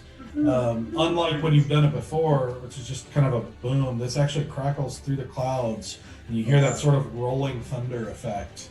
Oh, it's so cool. That's dope. As you guys appear above, like near the clouds, above the clouds, over to the, we'll call it the north. the north end of the map. Awesome. All right. Yeah. So Ashura. Well, I peek my head up so that I'm just, like my little gopher self. I want to shoot at the swarm that's currently banned, Okay. which doesn't give me any advantage, correct? Correct. No. It only banes them, hurts them. But I have advantage because I've been hiding, correct? Let's find out. Yes, you do. Cool. Then that was with my bow and arrow. 14, that's 19 to hit. That is. Alright, so it's gonna be 1d6 plus 3d6. Get him! Okay, 5, 5, 10, 14, 15 points of damage.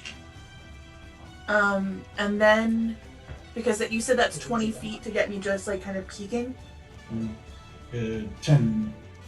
So you're 10 feet low when you're peeking, but you've just been kind of going in and out. So we'll call it 5 foot. Okay, then I would like to, basically you're gonna see like 2 horns, like shark style, slowly make their way through the clouds until they disappear again. Yes.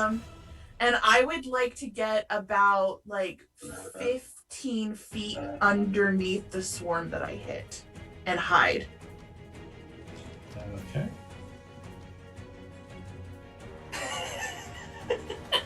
All I hear is Jaws music. So you're directly under them, but I'm gonna put you to the side there so I can grab the token and we Yeah, can sounds see. good. And then I'm gonna hide. You said 15 feet below, so you're about 5 foot below cloud cover, 10 feet below the So yeah, you're good. Okay, cool. And then stealth, that's plus 8, so that's gonna be 18, 19, 20, 21, 22, 23, 24. Okay. I keep rolling well on my stealth checks, but That's fine. That's great.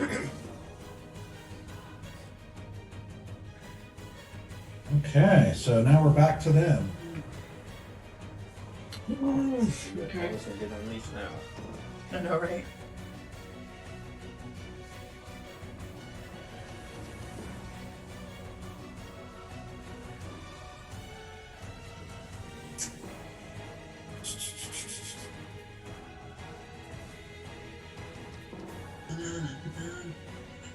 Alright, so first of all, this one is going to charge Valen here. Oh no! You can see Valen? But yeah, I did my best yeah, to. you are hidden. Let's see if let's hide, let's but- see if they can.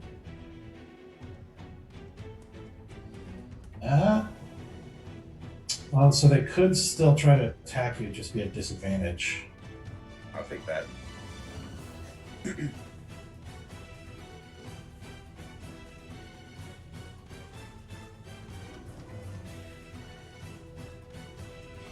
I mean, since I can't Yeah, use a bonus action, that's- I'm willing to take whatever mechanic you're willing to throw out. Yeah, that's what they're gonna do though. They're gonna try to attack with disadvantage. Okay. So that is that's a 14 to hit. Misses. Second attack.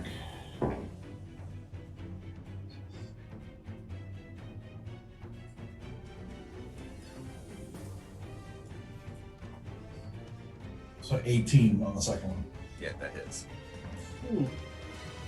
Alright, so as you're in the cloud, not able to see anything, you are suddenly just slammed in the chest again by this swarm here. As they do.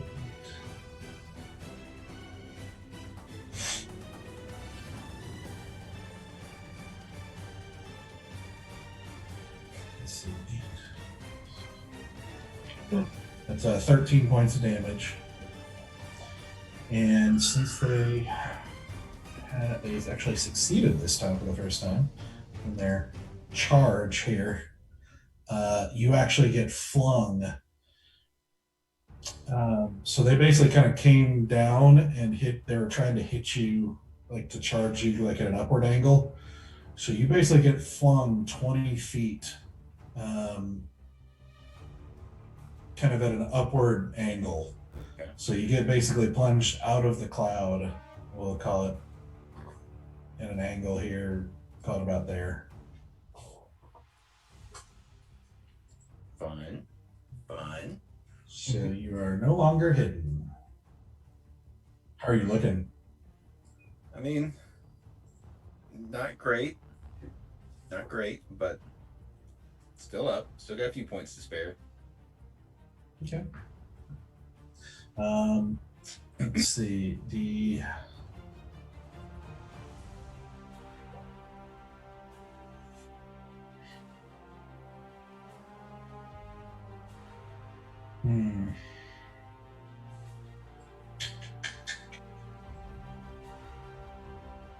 I think this one is going to charge Bear here. Oh no. Oh no. This is not And good. This is not you are good. not hidden. You kept your head above the clouds. Sure did. That's right. Well, first attack is a 1, so that's not Come on, Juju. Come on, good Juju. Woo, come on. Roll. okay. Second one is a 13. I survived. You're able to narrowly dodge out of the way as this thing tries to make 2 swings at you with its horns. And the other one is just going to attack Greenclaw since it's right there. And that is a 7. That's not going to do it. And then a nat 20. Oh These no! Oh no, Greenclaw, no! Dude, these bees are on fire with the nat 20s. Yeah. I've had 4. Oh, really? Is that all? You're lucky. I mean, most of them have been like saving throws and stuff. So You're not, lucky. That's true. Twice against my saving throws. That's right. they could have been attacked. Ooh, that's True. risky.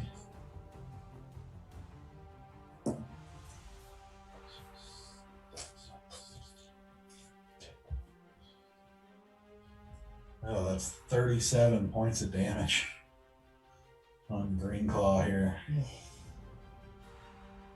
Well, bye-bye Greenclaw. He's Oh, still up. he's still going. Wow. He is tough. He's built for tough. Fjord. Fjord tough. You can barrel out grunts. Ooh. No. I was just like, nope. I don't want that pun. Take it back. Okay. Okay, so it's Citrus's turn. Come on, Citrus. Citrus. Yeah. Put that zest on it, Citrus. They called me Mellow Yellow. Quite rightly.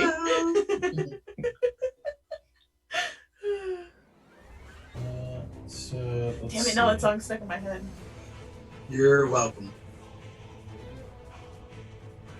So Sithris. Sithris flies forward just a little ways, and he goes, listen, Vatula, I know you don't really care for this sort of thing, but this isn't working out for you. And he, you see him mumble something under his breath, and he thrusts his fingers out at you, and you feel yourself transform and sort of elongate and take on a more fish-like form with teeth, and suddenly find yourself in shark form. Wait, who's in shark form? Valen. Yes. Yes. Okay. Oh Sure. my god. Let me send you your stats for the moment. I knew you would do something Sharks stupid. That's so versus great. bears versus bees in the shape of ram. This is Sharknado. This is Sharknado. We Yes. hit it. This is awesome. Sci-fi movie. Like, It's Valen Shark. Nope. a Sora shark. No, I feel like him and Astora are gonna touch fists and be like, "Let our wind powers unite," and then he's gonna turn in the form of a shark, and she's gonna... Into a bucket of water. I'm trying to see if I have a shark.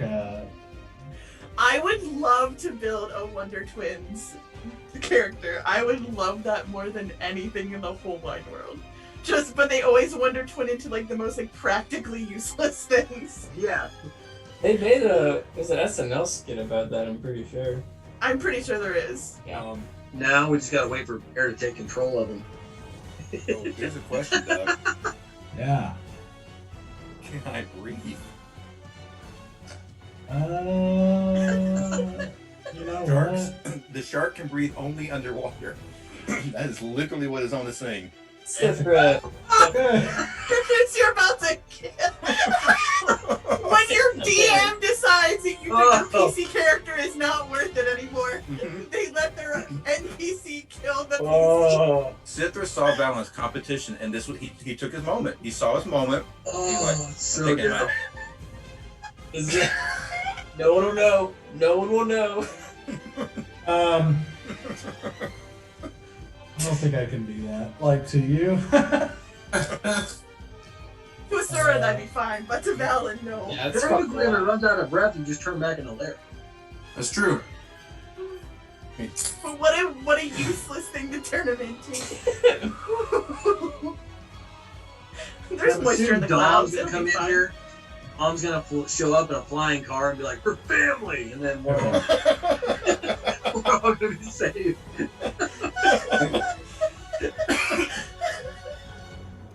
Okay. That Yeah. always makes sense. We Fast and Furious Oh, this man. thing. Yeah, that's my bad. We kind of jumped the shark units. This is what you're gonna do instead. Here. So you see him shift, and you see him suddenly grow legs and claws as he becomes a giant, a gargantuan crab. Who, Valen does? Yep. Clamp him. I'm clamp. That's right. And these clamps. That's clamps. So I sent you the stats for that. Yep. I feel like a flying crab is better than a flying shark. Is it? Is it? No. So, Krabby, you're up. Or crabby patties. Well. Custard crab pizza. Fisty crab. Give me a second to get acclimated with what I've got here. You don't know your character that you were handed literally 2 seconds ago? Come on, man. You should be ready. We gotta keep Right. this moving. So I'm going to move up to that one, and I love that there's a crab image on this fucking map. So I get to make 2 attacks with my claws. That's nice. You do. The So yeah, I'll attack with my claw. So, I will tell you he's immune to being grappled, so that part's not going to. Okay, I was going to ask if I managed to get it. Yep. Natural 20. Yes. Of course. Nice. There we go. Ooh, this is gonna be brutal. Yeah, because I get 3d10. Holy crap! Oh my god! Crab I Valley. don't think I ever want to go back to being a monk. Citrus is like, you're welcome. Me next. Me next. Fantastic. Oh, okay. So I did roll 110, but I rolled a 2 and a 1, so 13, 17 points of damage. So 34 points of damage. No, sorry. 13, 26 points, 40 points, or 30 points of damage. Nice. I was doubling the whole thing, not just the dice. So 30 points of damage. Nice. 30 Wow. points of damage. Yeah. It's pretty good. Nice. On the first attack, because he gets 2 attacks. Okay, make your second attack. That's when 16. 16 hits. Yes. Okay. Wow. Mark of the devil here. I rolled 3 6s. So You're welcome. 18, 22 points of damage. 22. All right. Whoa. Crab Valley. Yeah, right? Guys, I don't think I'm ever going back to being a monk again. I'm just going to stay a crab forever. I think it's a great plan. Crab rave time. We're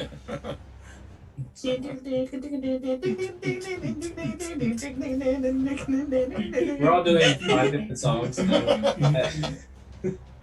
doing the But you don't crab like rave Sandstorm? song. All right. So with that, as you with your newfound power, reaching out with 2 massive claws, clamping into this ram form of the bees,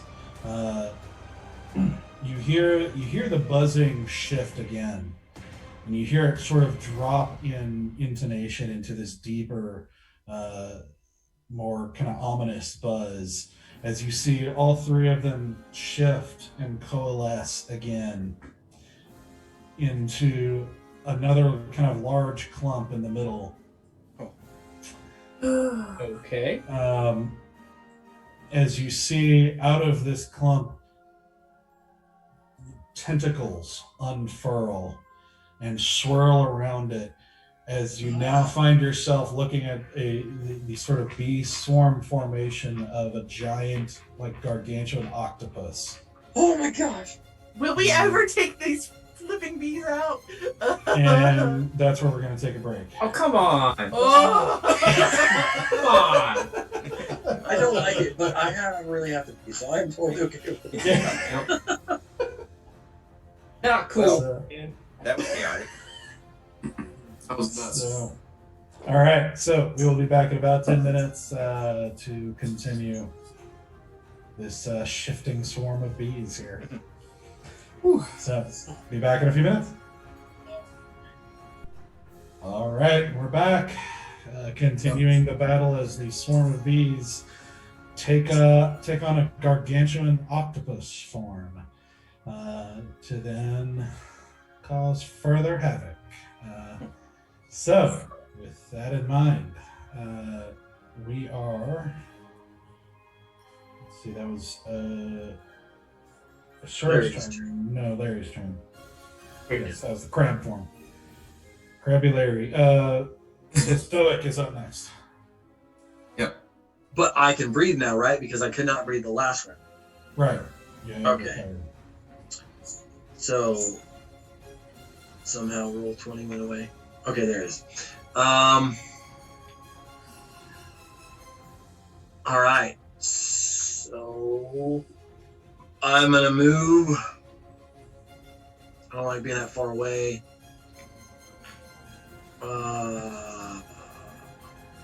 I'm gonna move 40 feet closer. So how about there if I can? Yep. And then I'm just going to say thanks to Easy before I move the 40 feet. And then move up and throw both hands out again. You can't see my hands, but it looks really cool when I do that. and then I'm just going to scream Eldritch Blast again and shoot 2 beams at it. Wait, you have to say your spell? He has to. There's a verbal component. He doesn't have to say Eldritch. It's like an anime. Yeah, no, dude, That's what I think. Anime style. in my head, it is completely DBZ. All right, Yeah. both hands go out, shoulders go up. It's like, and like shoots 2 beams at it. I can't Oh, believe man. you say Blast. Like basically out yourself as a warlock in front of everybody. Just I didn't know I didn't have to say Eldritch Blast. I knew it was verbal, but if I could just say whatever I want, I'll get back to you. Okay. He'll work on his catchphrase. Oh man. Yeah, typically it would be like kind of a language or set of words or something that's kind of related to the spell or the way you cast magic. So in your case, it would be a very kind of guttural, horrible sounding tongue. Technically, celestial and abyssal. Yeah, it is neither of those. Oh, Would but it be? abyssal Would it would be? sound right. Would it be infernal? Not the language infernal, but It would be like the sound. It would be like the sound of the infernal. a like little voice. bit. Yeah, almost like a. I don't know, almost like a. Like really ancient infernal? ancient, yeah, really ancient lost kind of dialect that you wouldn't ever be familiar with, but might sound kind of similar. I've completely not seen anything yet, so I have no idea what's happening. But I'm just imagining her hearing him like speaking like an ancient infernal tongue and being like, "That sounds very familiar. Like I should know that." It's like when people speak Portuguese. Really good. It was Like you're like, I'm pretty sure I should know this language, but it's all the languages. What would you roll? so. It was a 21 and a 16. Those both hit. yes. Good. 2d10s. Sexy murder hands now. Murder. Come on. Yes. Which is a 5 and a 1. Is a 0 10 on this? Yeah, so it's just 1. So yeah, a 5 and a 1. So 6. Okay. And D10s. So after I scream and shoot 2 beams out of my hands, I'm gonna like Put it out. like, what the? Come on! I'm doing 6 damage. Okay. do me. Barry, you're up. I know how you love us asking questions that break your brain and make you read the dictionary. Yep. So, since they're bees and they're swarming, they used to be 3, now they're 1. Does my Bane spell cross over? No, the way I thought about it is basically like a majority rule. So if you had managed to get 2 of them, it would have transferred. But since it was only 1, it was 2 to 1. So I just it went Okay. away. Follow-up question.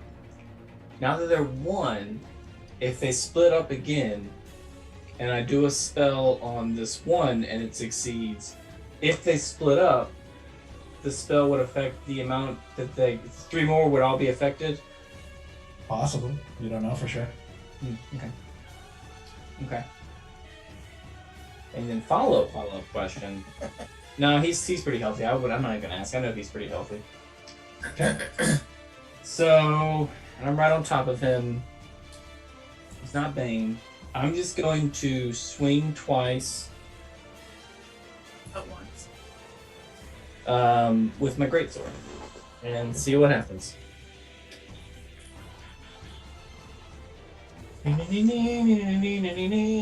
Great sword.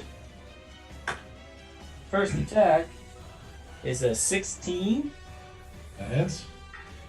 and that will be not great. 7 damage. Okay. Second attack is a 24. That hits. Am I gonna do my thing? Yeah, and I'm going to spend a spell slot to do Divine Smite. 6, D6.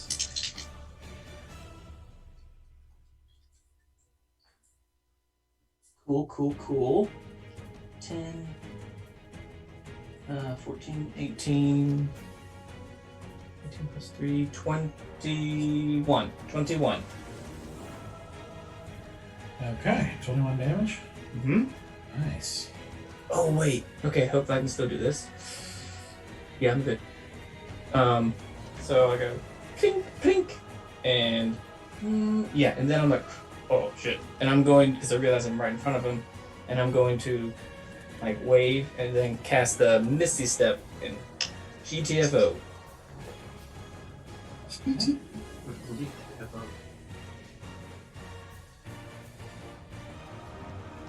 Okay, where are you going? It took me a minute. Oh. I got 30 feet, I believe. Yeah. Mhm. Bless your heart. Oh my goodness. I don't speak teenager. I don't like do the texting. That wasn't even teenager. That was like speaking 1998. I'm gonna go right there. Yep. Okay. Right there with TGIF. Hey, I had ABC as a kid, okay? Step by I did step, too. Family Matters, like, Yep. Full House, Step by step. Perfect Strangers. Mm-hmm. Mm-hmm. fucking Okay. So you take your swings into this the tentacled bees. You see more bees, dead bees, kind of falling off, and then disappear into a swirl of mist, and then reappear 30 feet away. Very nice. So next is actually.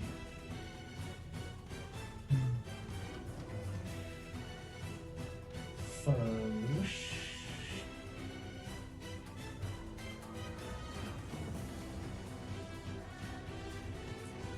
Yeah. So first, we're going to use a legendary action here. Oh. What? Oh my goodness. knew those were coming. God dang it! So he is. You see one of the tentacles whip around at Crab Valen. Crab Valen. Crab Valley. Grab people. That is a 28 to hit. Oof. Yep. The HP here. So you take.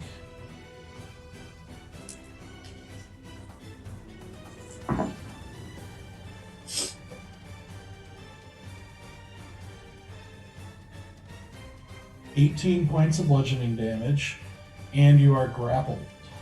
Oh boy. The bees can grapple? Yep. As the tentacle wraps around this crab. Yeah, that is. They've all linked little bee hands together. That is very good. We are the world.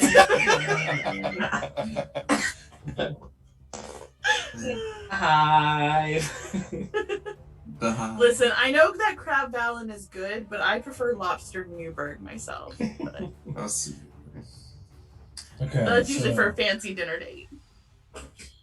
All right. So now it is Green Claw's turn. And so he turns and makes a couple more attacks. I'm so scared. So one of them hits, the other one also hits. Woo! Green claw.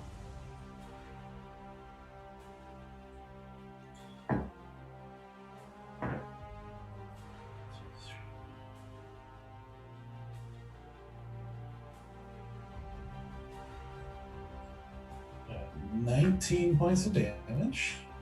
Green claw. Yeah, and as you watch him attacking, you see him move with a little bit more finesse than you expected. Like it's still kind of a powerful style of attack, but it's like not clumsy. It is obviously skilled in a way you didn't really expect from a bear. He seems to know what he's doing there. Somebody. Okay. True. Yeah, So, Professor just making it up. True. I am by the seat of my pants here. so after that, the bees are going to use a second legendary Oh action. my god.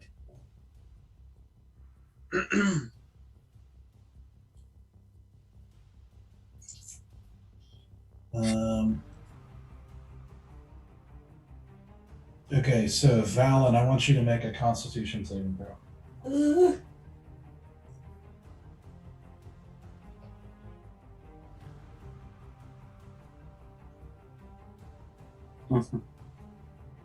Just doing what my Constitution modifier is. Yeah, for the crowd. That's not gonna do it. That's a 5. Okay, so you take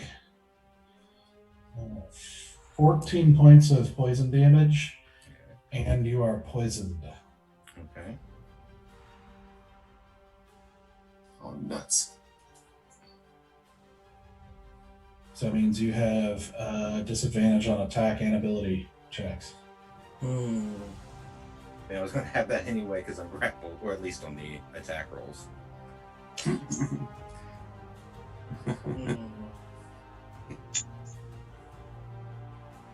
Whoop, whoop, whoop, whoop, whoop. That's exactly Easy, what I you're was up. thinking.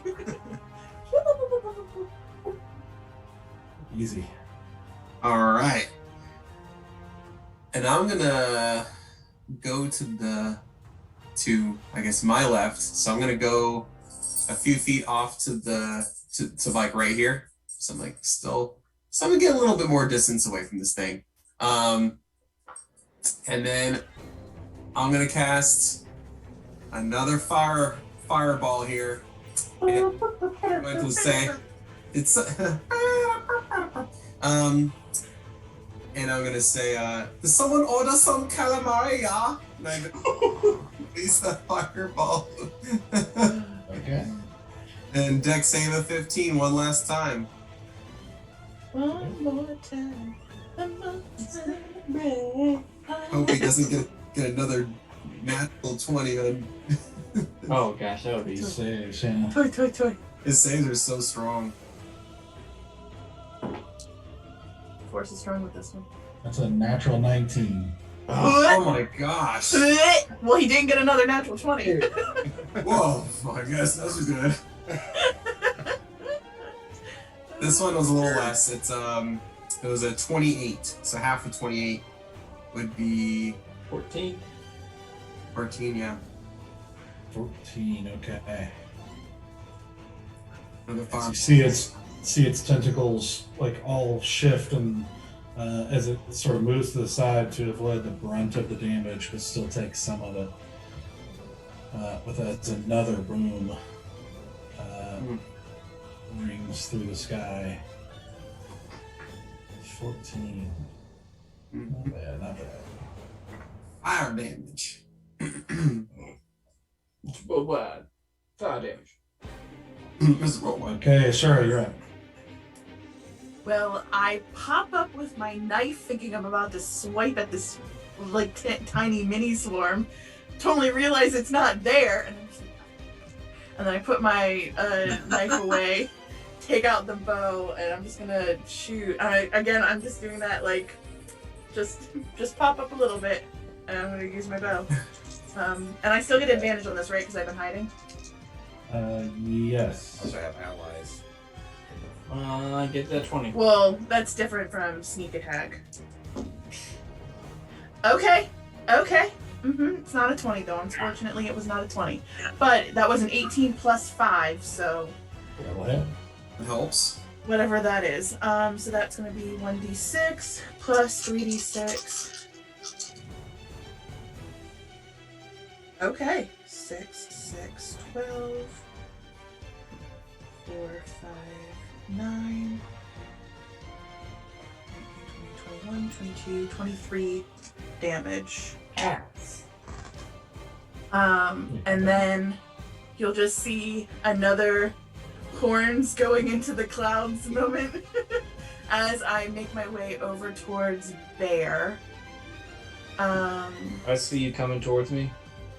Yeah, you'll see my horns come in, but then I'm gonna duck underneath you. Okay. And I'm gonna hide, but I'm gonna touch your foot. So I know you're like right below me. Yeah, I'm literally right underneath you. Like I literally like Okay. kind of like I just like shark like comes You- at you, but then like dips underneath.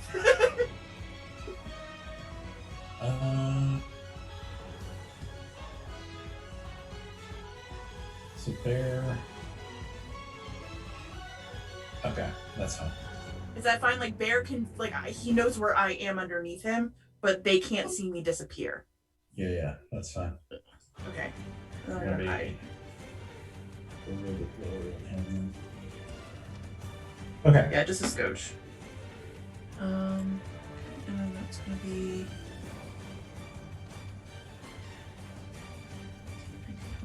21.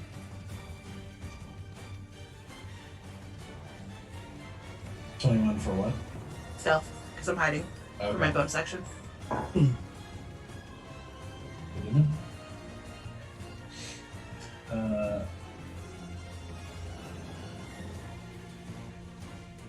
So now it is the bee's turn. So scared.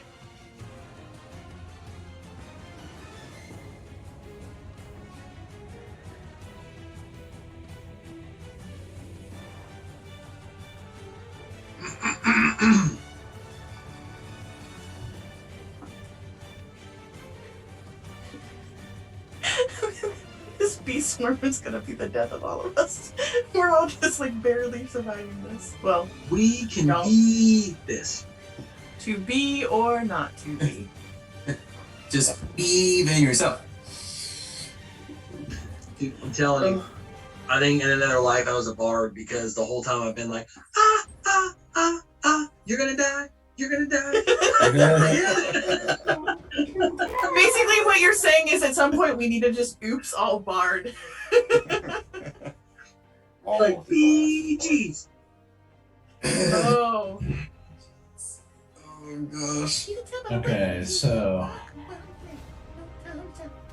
the bees shift over,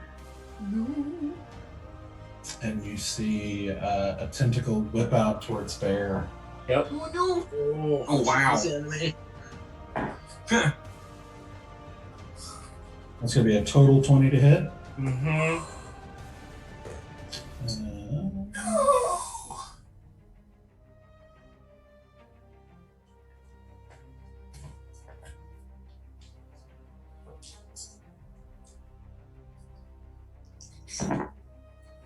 So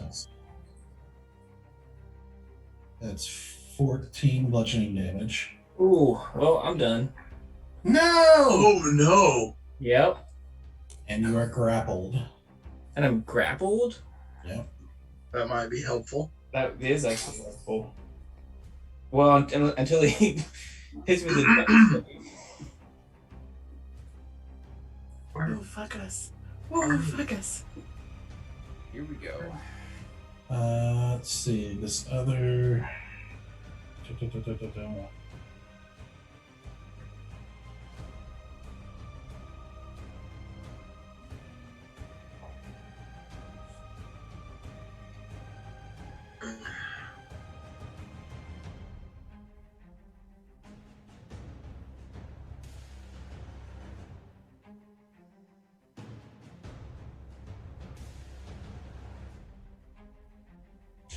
So for the second, it's going to pull. So Valen being grappled, you get pulled in as it pulls you into the midst of the swarm here. Tight. Okay. And you're going to take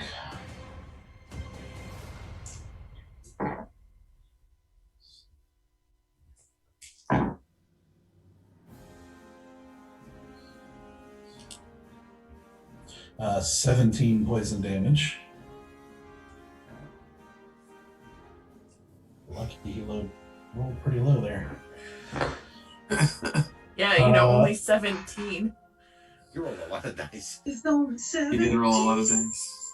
So you now are in the midst of this swarm. All you see is bees. Oh gosh. So you're similar in some ways to the Shambling Mound. You're basically blinded, and still restrained inside the swarm as you are just feeling hundreds of stingers kind of plunging into you, finding cracks in between the chitinous armor, and it's pretty bad. Yep, not a good situation.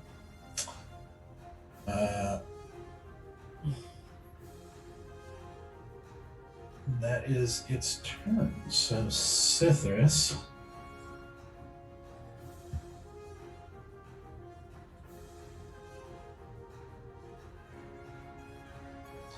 Sithris is just like, after he catches his breath now, it's just like, oh, come on! That was my new favorite pet! And he's just going to cast 2 more bolts at it. That's a hit. And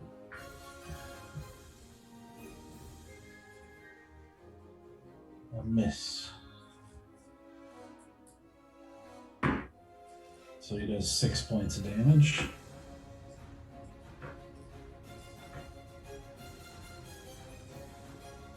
Which brings us to Valen.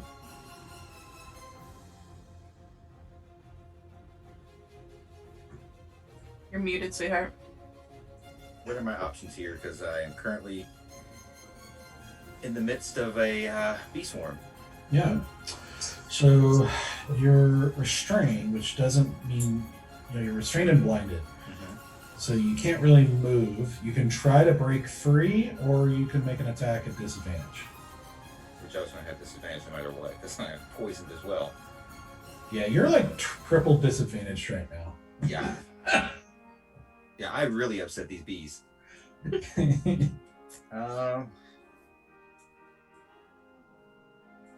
So I can't see anything.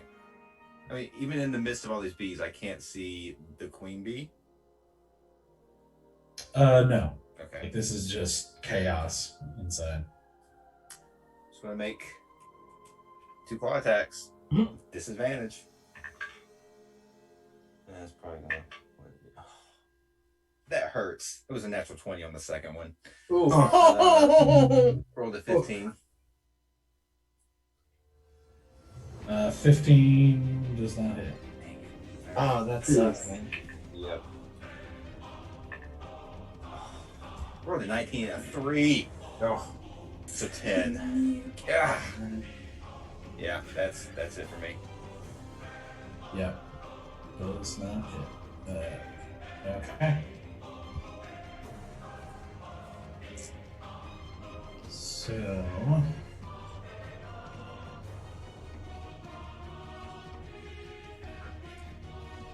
So the bees are going to use a legendary action at this point, and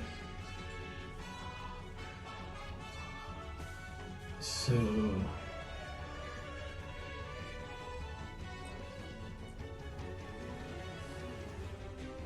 yeah, Bear, as you are grappled in this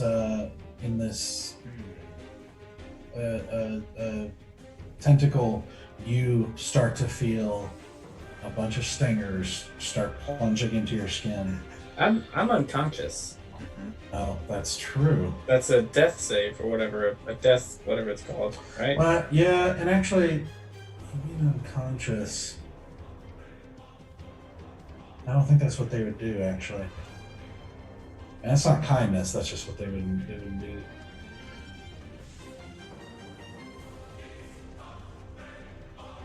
No, what they're going to do is they're going to plunge the tentacle in after Asura. But I. It's going to be a disadvantage. Okay. But, we will see how well they do here. So that is with disadvantage.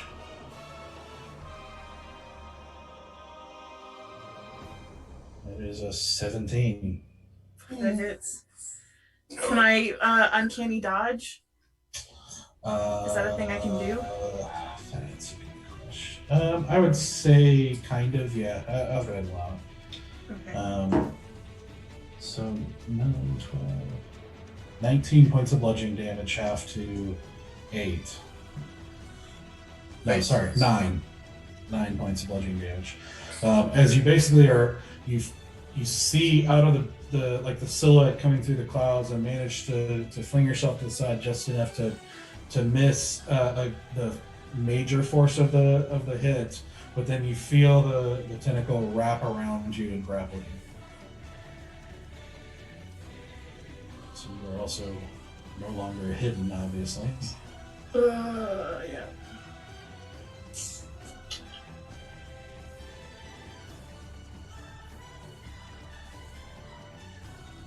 Okay, Stoic. Okay. Just.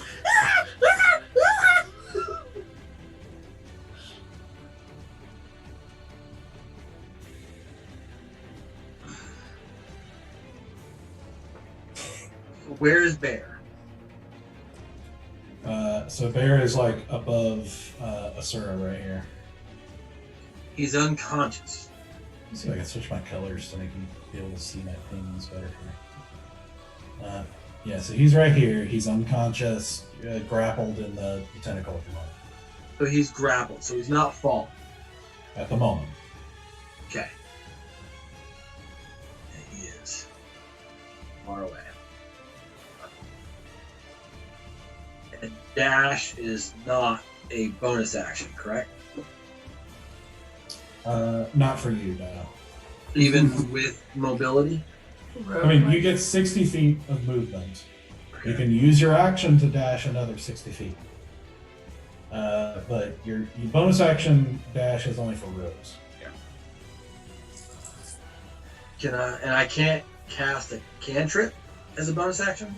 Unless it states bonus action? Say again? Can I cast a cantrip as a bonus action? If it's listed as a bonus action, Okay, fair enough. casting time, yeah.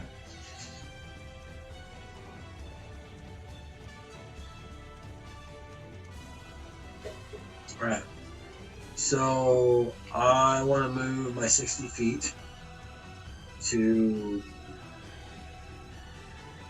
somewhere over here. Yeah. Like right towards the arrow thing. The end of the gray arrow thing. If I could. And then from that position, I'm just gonna cast Eldritch Blast towards it. Again, going. Can you ping your position again? Yeah, I did. It was, well, I didn't ping it, but I drew the little arrow thing. I'm allowed to ping, but to like right here for my 60 feet. Okay, that works. And then I'm just gonna like and put both hands out and cast Eldritch Blast again. Mm-hmm. Towards the creature.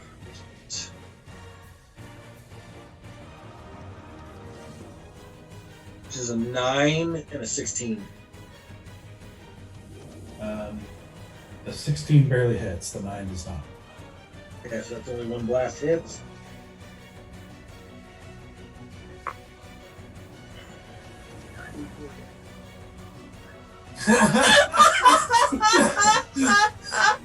Oh, baby cakes.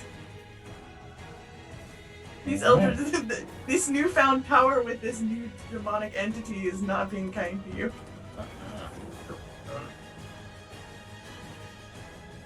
Said he'd give you great power. Goodbye. It's like it's okay power. Yeah, it's like it's fine. It's like mid-level management power. But it's my power, and that's what's most important. So that brings us to Bear, who needs to roll a death saving throw. Oh. Where's my good time? There you are. So anything above a 10 is good, right? Or a 10 in itself? Yeah. Yeah, 10 or better. I'm alive. I'm alive. Okay. Okay. I'm alive. What'd you roll? 17. Okay. So you can mark one success. Yay!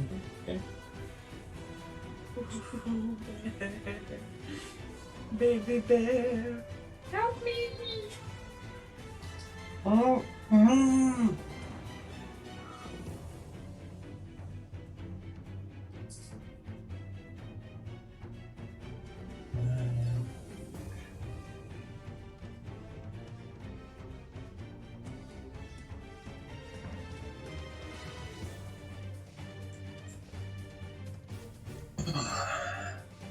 Kind of.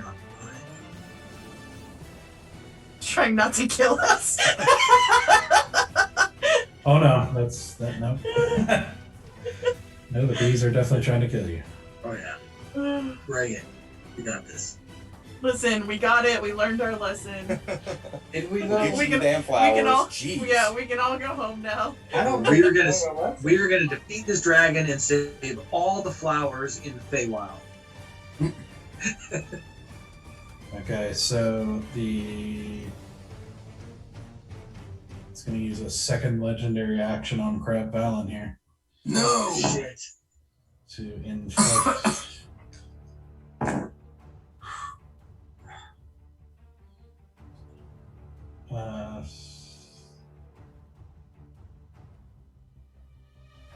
Sorry, quick maths. Bet you have to really think about it. Makes me scared.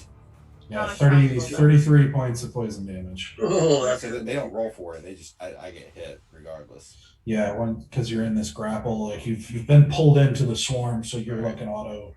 Now I'm gonna have to do some math. So give me a minute. oh. So Because you're below the crab's hit points. Now you have to start to tap back into your hit points again. yeah.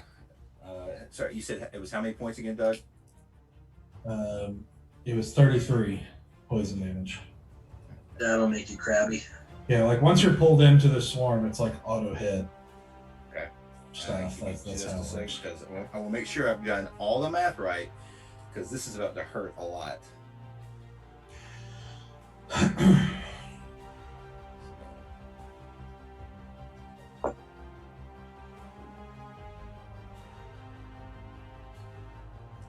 I'm at 4 hit points, back in Valen form. Oh Really? Yeah. Oh, Okay. Oh no. Yep. I don't like that. I don't like that one bit.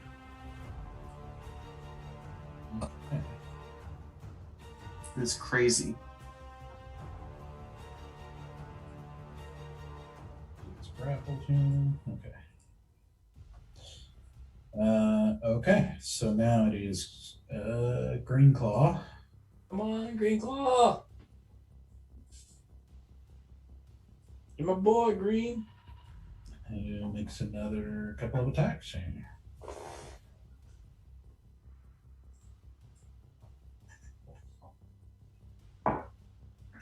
Natural 1 Oh, Come on, Green. Come on. and natural 19. So that's gonna hit. So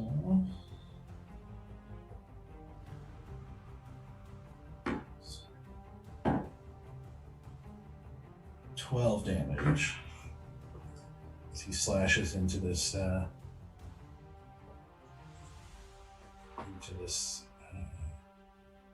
swirl of bees. They're starting to look like they're having a little bit of trouble holding form here. Is this their final? What's it called? Evolution. Did they digivolve into their final form? Their final form. This is an annoying boss fight where there's like 3 levels and they keep changing Mhm. forms. Oh, God, come on. Easy. Dang it. Digimon. The champions. Oh man, gosh, this is. Oh, I don't know what to do. He's just out there on his own. It's like. Just do what Easy would do, man. Do what Easy would do. All right, so I'm gonna do my full movement and a dash action to get closer. About right here. Yeah, that makes sense. There, you said? Correct. Yeah. So that I'm within, actually a little bit. Sorry, further down. I'm trying to go a full 120. Let's go about right here. Right here. Yeah, clump with me. Yeah, get a little closer, because I want to be within 60 feet. I want to be within 60 feet. What? That's not right. Oh, I was poking at the crab. That's why. The crab was bigger than Valence, so it's easier to hit him. Nuts. Let's go right here. Oh, I don't want to.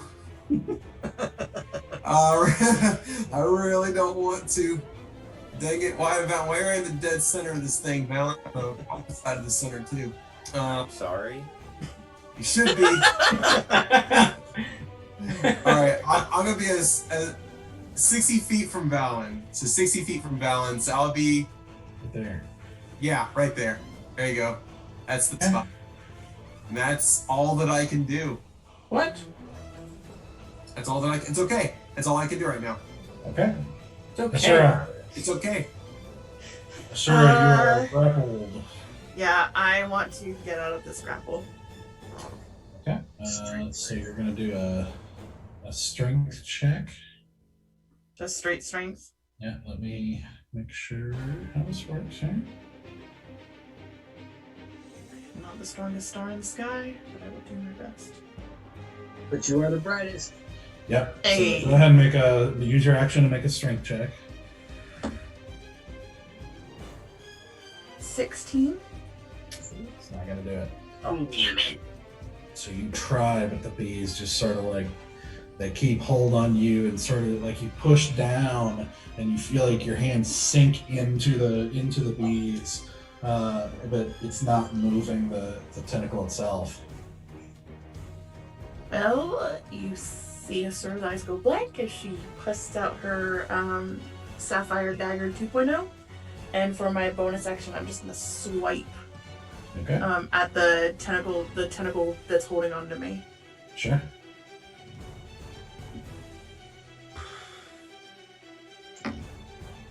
Where was this fucking roll before? 21 to hit. 21 hits. Do I get sneak attack damage because I still have allies in? Side of them. That's what I'm trying to figure out. Well, no, because green bear is right up next to him. My bear friend is right up next to him. Green claw. Yeah, Green Claw's right up next to him. Barely. Yeah. Yes. Yeah, I mean, you could, as far as I understand, you can make it on any attack, so. Yeah, I can only use it once per round. Right. So, But your I offhand just is wanted still to- fine. You just won't Yeah. add the other dice, like your modifiers to it. Correct. Okay, 5, 4, 9, 10, 11, 12, 13, 14, 15. 15? Okay. Yeah, plus I also get lightning damage. So that's 15 just slashing damage. And then there's additional lightning damage for an additional 1d4. So that's an additional 4 points of lightning damage. Nice. And I rolled a 3, so I get 1 hit point back. Nice. Okay, so what was the total damage? Plus 4. I don't know. I just put them all 19. back. Right? 15 19? plus 4. 19. You rolled 4 on lightning. I don't know what the other one was. I thought it was 15. 15 plus 4. I don't know. I undid them I think all. so. Yeah. So.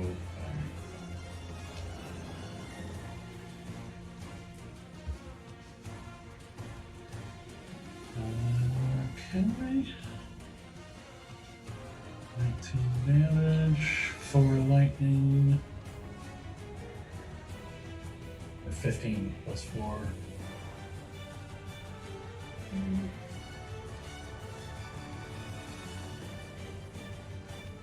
Alright, how do you want to do this? Shit.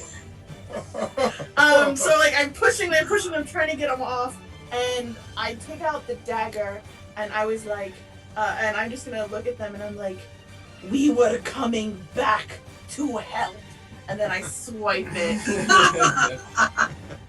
Yes. Just to be petty. Just to be petty. Yep. Kill them with a Just lie. to be petty. So, you say this lie, swipe into the tentacle, and you see the lightning from the dagger arch through the tentacle and back up into the body, and suddenly you see the whole swarm stop, like hovering in midair, as a larger form drops out of the center, as you see the queen, like basically fried by the lightning, falls into the clouds, and you just slowly see suddenly, after a moment of hesitation, the remaining bees, which there's quite a few less than what you saw coming out of the clouds initially, as you've been killing them in mass.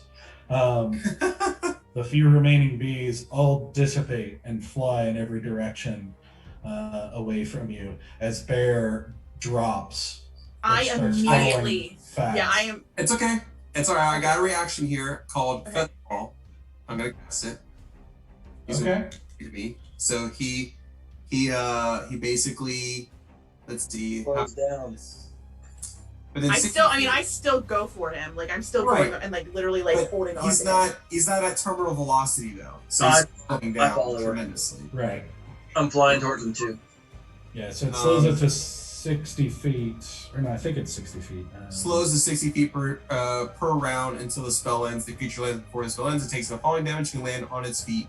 And the spell ends for that creature. That works because we only fly at 60 feet.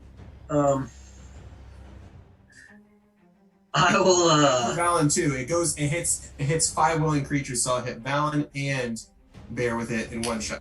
I'm still up, so Oh, I thought you were down. Sorry. nope. Oh. I He had 4 hit points. Whoa. One more round, I was done. Yeah, but I'm literally gonna like tuck my arms around his like waist and like try to like stabilize fly him. So the feather fall is slowing him down, and I'm trying to like stop momentum. Yeah, make a strength check. If ever a time Asura cannot drop Bear, it is now. How ironic that would be. Please. 17. Yes. Okay. You basically that's grab just- onto him, and it's hard because he's really heavy, and the feather Yeah. fall definitely helps.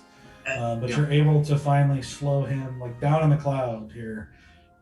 You're not really able to move much, but you're able to basically just I'm hold just on. gonna start being like, boys, I need help. I need help. At that point, I'll be catching up with them, and I will cast Spare the Dying on Bear, Okay.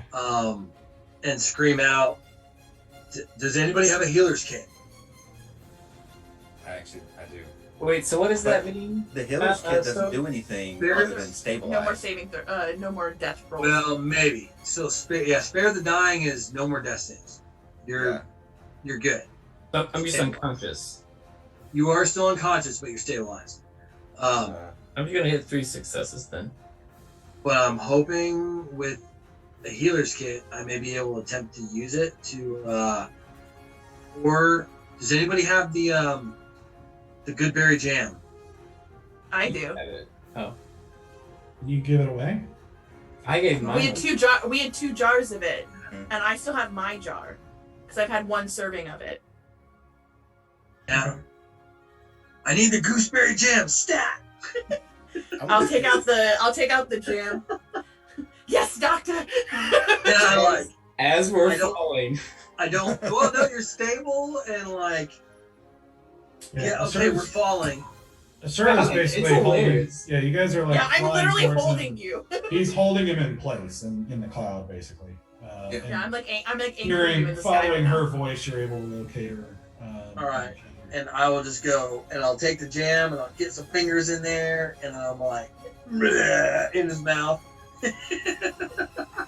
And then I like pinch his cheeks so he makes a fish face. And you go yum yum yum yum.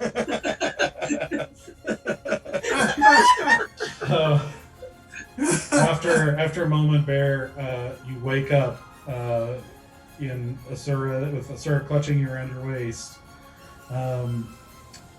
The fly spell is gone after you fell unconscious, but you are awake with 1 hit point. Okay. So we're steadily falling at this point, right? No, No, she's we're holding anchored you in the place. clouds right now. Okay. It's like all she can do, but she's holding you in place. Stoic. Yeah.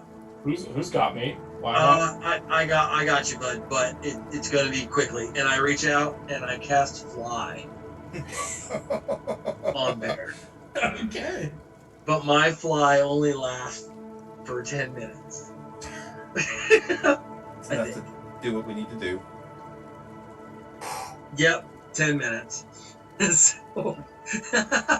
So, guys, I got him up, but we only have 10 minutes to get back to the ground and to hopefully get closer to where we need to go. Yeah, I was gonna suggest that. Let's get back on the ground. If you don't mind. I'm still holding on to you, Sora.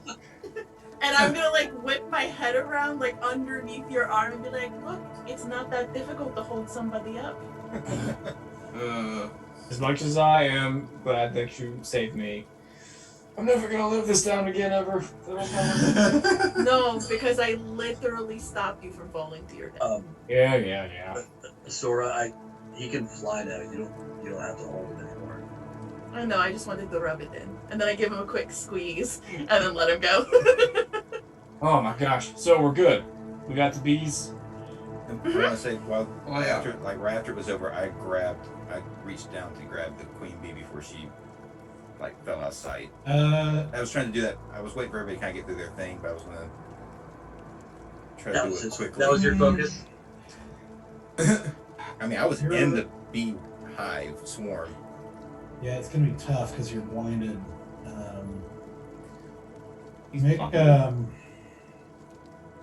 So do 2 things. One is a perception check Okay.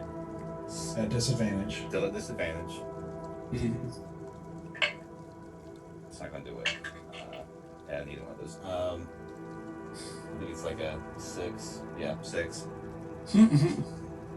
Yeah, no.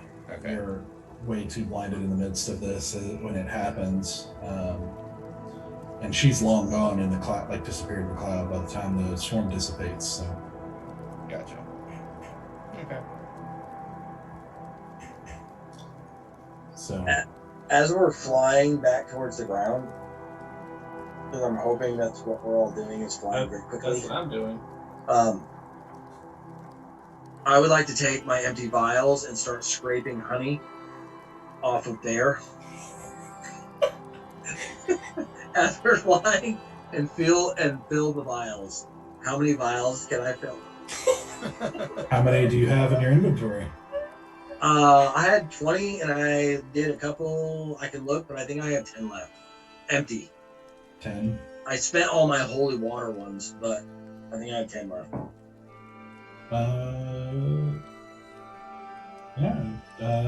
You're able to get all 10. I got 10 vials of honey. Okay. Bear honey. You got bear honey. I say, You got that sweet, sweaty bear taste to it. Just because they're in the shape of bear doesn't mean they're better than like good honey. I'm gonna tell you. It's not true.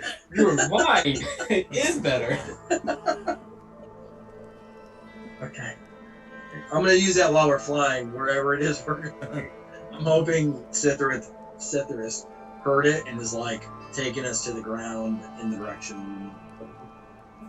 None of us know where that is. Yeah, you basically fly like kind of a downward angle. Okay.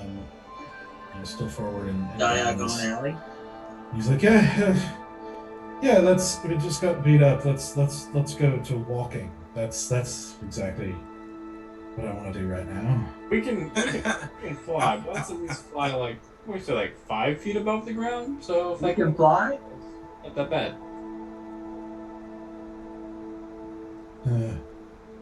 Fine, whatever. Don't mind me. He says he's like, he is battered and bloodied and everything, and Yep. looking, almost as bad as he did after the fight with Belladonna. I'll fly over to Cythrus and I'll put a hand in his forearm like, you big baby. And I'm gonna give him 15 hit points.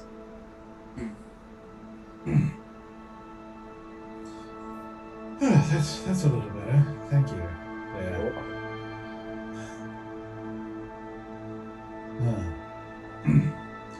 Yeah, you're all right, Benson. Thank you, Citrus. And his brother Burner.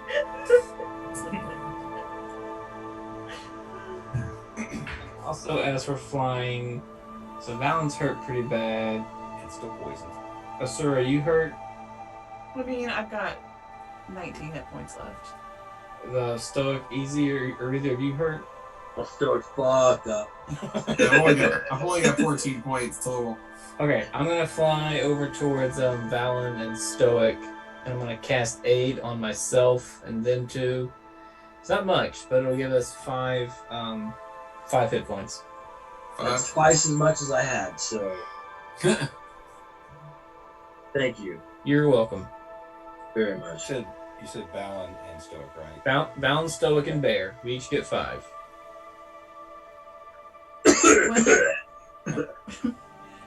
When we do finally make landfall after 10 minutes, do we recognize this part of the Feywild at all? Is this anywhere towards any of the places we visited when we first arrived? Spring, summer, fall. Oh, that's true. Is it spring, summer, or fall? Oh, well, no. It's warm, like kind of, it's pleasant. It's he told you like you guys are kind of in between summer and fall right now.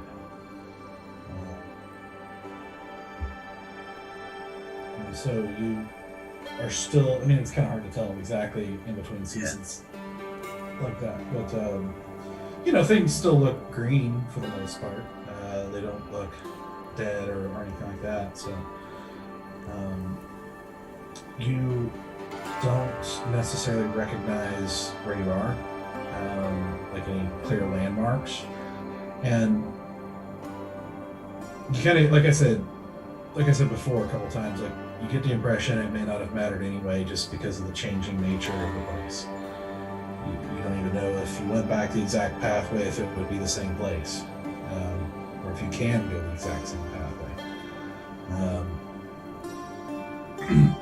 But you find yourself in another sort of wild, beautiful place.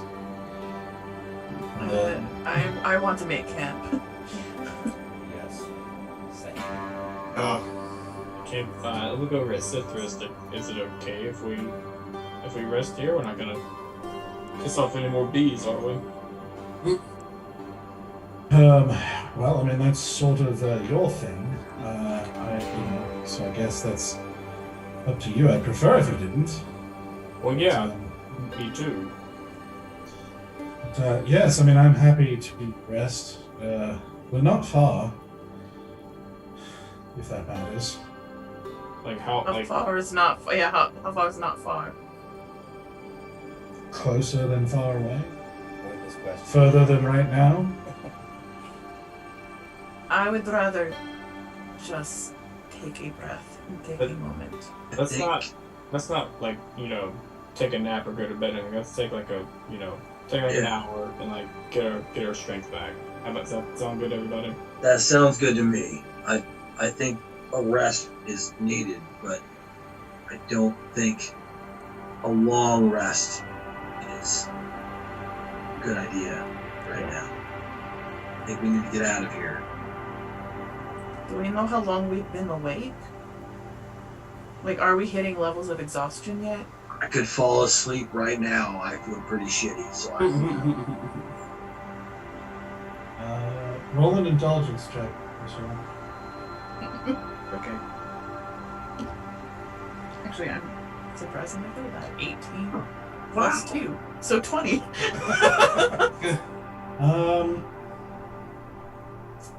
You get the impression that you're not, as you try to take a moment to examine yourself and try to like kind of sift through the fog of time and the effect on your emotions and everything else that normally help you determine that sort of thing.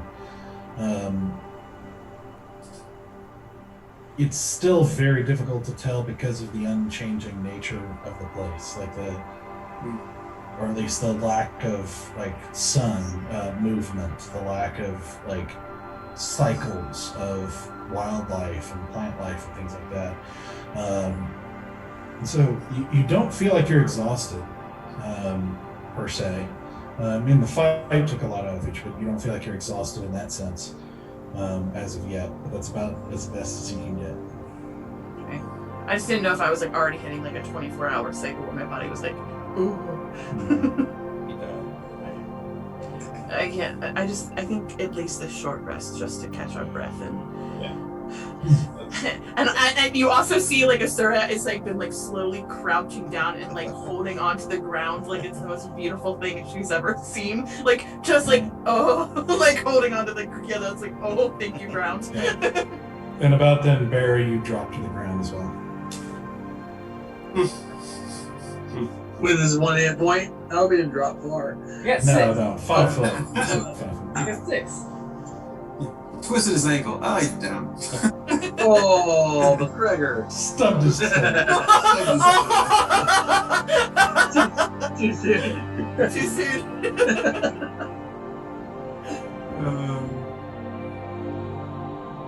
Good. Well, if we're taking a short rest, I'm rolling hit dice. Yep. I can use a rest. Yep. While we're resting, I'm gonna like hobble over to Green Claw and just be like, "You were above and beyond expectation. We couldn't have done this without you."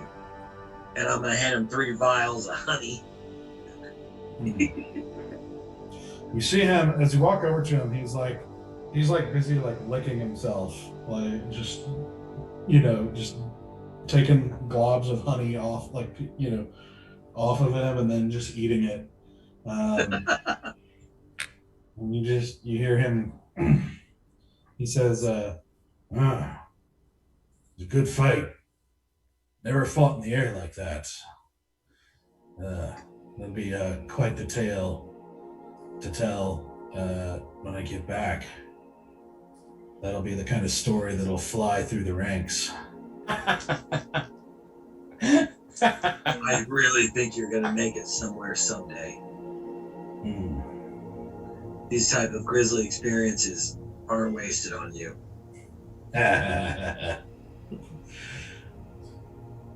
Really unforgettable. Unforgettable. Did he seem excited to get the honey, or like? Yeah, he takes it from you with a nod and he says, "Good spoils. Okay. The best spoils." Just wanted to make sure he was safe. Calm down. Nice. After I take you to this portal, I might have to go find their hive. It's gonna be weak now. I like Greenflaw. We just massacred an entire society of bees. And now I'm gonna pillage their home. I mean, it's a bear. Like, Yeah, it's true. You already knew they loved Aunt May. I know, but even still. I think Val just like sits down, like kind of plumps, and then just falls back. He's just laying in the grass, sprawled out, just done. I think Asura is gonna just like lay down next to him and just be like, ugh. For very different reasons. I am so done with this place. Same. I mean, I wanted to stay because I wanted to be with Selena, but I don't like this place. And this place does not like us. It's No. very clear, painfully clear. No one can take a joke, and yet they all say that all they want to do is laugh. Sether says, to be fair, you could have just given him the flowers. Sure. I could have absolutely done that. But then I was bamfed into a world in which I fell endlessly. And then bamfed to your mom's place, so choice was kind of taken away from me. Wow. And then they came back all mad before we even had a chance to do anything, so, you know. Strange. I wonder whose fault that is. And he like dramatically looks at Stoic. Whoa. Just no. Asura, like, yes, she's tired. She gets up and whips on him, and it's just like, don't you ever put that face near Stoic ever again, or I will slap it off of you. I think this is partially your fault too, you know. And let me ask you, was it worth it? How's your little dragon friend? Oh wait, you left him behind. How's your your big serpent friend? Oh wait, you left him really behind. I didn't leave anybody behind. I was there. Both of you. I got bamfed, and then I got bamfed somewhere else. So you can be all mad all you want, but you can blame the Great Third One for that nonsense, because he can't take a seagull joke, apparently. You just don't know how to make a joke. No, you just have a very narrow idea of what jokes should look and sound like. What There does are my many idea of different jokes ways have to anything make to a do joke. with it? I'm not the one you needed to make laugh. Well, you could have hyped us up. I tried to introduce you and you stopped me. Well, that's because we don't trust you to be able to do really anything. Well, you can't, hold me responsible for hyping you up if you don't trust me to do so. Lyrics Let's sure stop. liked you after I introduced you to her. See, it works. I would say my natural charisma is part of that, but whatever. You go ahead and believe that. I am very charismatic. Goats are known for their likability. We are. And also our ability to eat anything, including little stupid boys. It seems like you would have gotten along with the Great Third One then. You guys can go back and eat all sorts of weird stuff. Right, I will start with you. Grind your It bones to tastes dust. very good, but and I'm not sure if any other interested parties would, be happy with that sort of approach. But no, I just don't think it's gonna work out between us, so I'm sorry. At least you got my name right. First Oh, that time. is. I did. You did, and that's all right. My eyes, 100%, do not wish to look at you any longer than I have to. Citrus, I like you. But if I'm hearing you right, are you trying to say this entire situation is all our fault? Well, it certainly isn't Selena's. That's correct. Selena has not been our guide. She's not the one that's instructed us and guided us the entire time of Feywild. It's true. She basically did nothing. Yes, I've done because she's a a child. ton for you, and yet You act like I'm some sort of bad guy all the time. Oh, I don't even think you're a saved bad guy. Mr. Vapula's life over there in this fight, and still get no thanks or credit. Saved Selena in the fight with your evil lady friend, and still got no credit for that, when I could have left. Guided you all the way through the Feywild, avoiding all sorts of dangers that you didn't even know about or see, and still get no credit for that. Tried to help you out with the Didn't guide Ungrateful, us. took you all the way through until you were able to solve all the problems, and then you didn't. And you decided to skip ahead and try to renege on the deals. None of this has anything to do with me. I've only done anything but help you. So, can you tell me at what points you stepped forward with helpful information?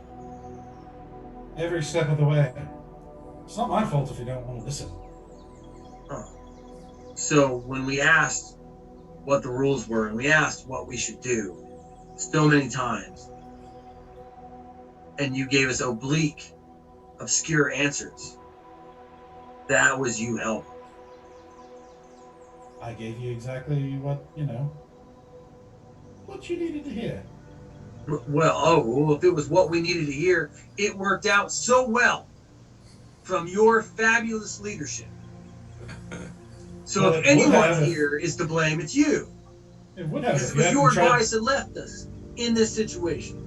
Everything would have worked out perfectly if you hadn't decided to cross an archfey and also renege on a deal with another powerful fey group of creatures. The great furry one, who let us know he was an archfey? Well, it wouldn't have mattered if you had just been honorable about it. Who and let not us tried know to he was dangerous? It wouldn't have mattered if you had done the right thing and not tried to steal from him. You can't turn this back on me. Oh, yes, I can.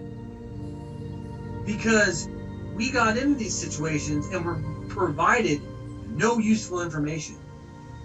Had we have known the dangers we were in, do you think possibly our actions might have been different? So you only do the right thing if it's a dangerous creature? It's not the right thing. The right thing is to not kill innocents. Like the innocent creatures that monster was eating. Well, A, how do you know they were innocent? When the power is shifted in such a way that regardless of the creature's abilities, it has no choice but to obey, it's unfair. What does fair have to do with anything? It has to do with everything. He had possessions, you tried to steal them. That is How pretty did he much get wrong possession? in most cases. Let's It's fine. dial this down. How did he get possessions? Did you ask him? No. Were those creatures then as that's what I strong or stronger than him? We don't know what the arrangement was. We don't know what they did. We don't know if they're innocent. We don't know anything. All we know is that they were his, and you tried to steal him. And only stole one of them. Left the other one behind. That one ran out. I guess he only valued one of them. grabbed the one that was left behind.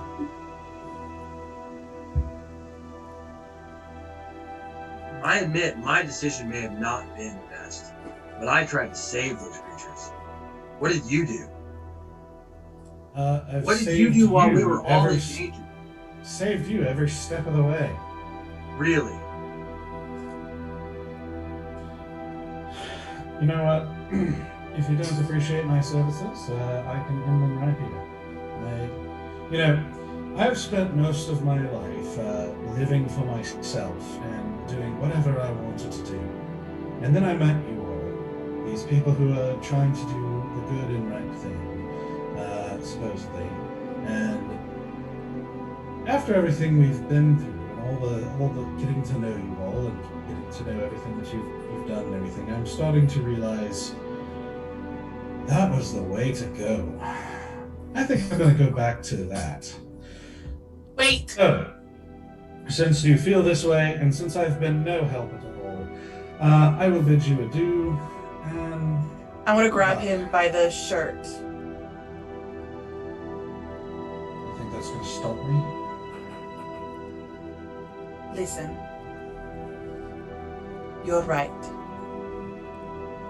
And we're sorry. And I look at Stoic and I'm just like, flash like my eyes red real quick. We don't know all that you did for us, because there's probably a lot we did not see. We probably would have been destroyed by that witch had you not pointed her out. I'm sure there were many traps along this journey that were completely avoided because of your kindness, your thoroughness, and your thoughtfulness. We don't know what we're doing. And we have been bumbling our way through every interaction we have ever had since the day we met each other. But we all saw something in that dream that shook us to our cores. And we are petty, and we are shallow, and we are infighting because we don't know what to do. And it is easier to take it out on each other than to actually face what is ahead, which is great sacrifice. So I am sorry for my actions in getting us in trouble. And I am sorry for yelling at you and taking my anger out on you. It was unwarranted. But if you leave us here right now, we die in this Feywild. Because we don't know where we are and we don't know where we're going. And I am sorry that in your growth in being less selfish and more selfless, we undid that with our pettiness. I hope you do not return back to a time in your life where you do not think it is important to help others. For you have done great good for us, and I am appreciative of it. And then I let him go.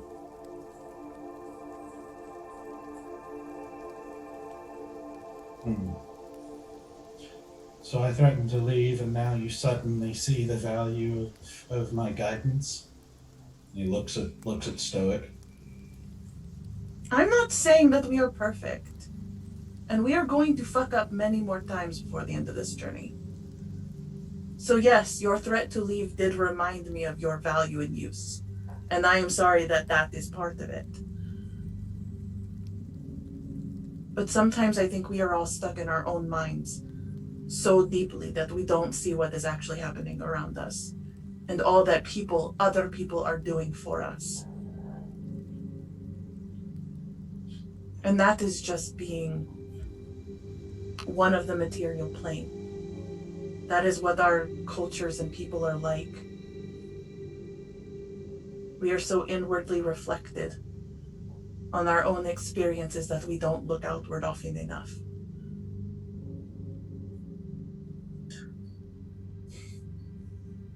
So sometimes it takes rattling a few cages to remind us.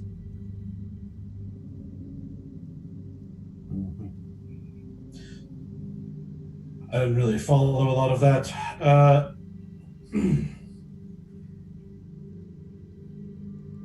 And are you sorry too, Troll Boy? I'm gonna look over at Stoic and I'm gonna flash just like black eyes.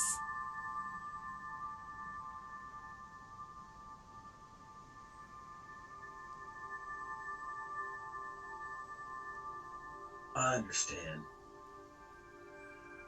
But I'm not sorry. You have brought great additions to this team. But if you're going to run off because of one disagreement, how are we ever going to move forward?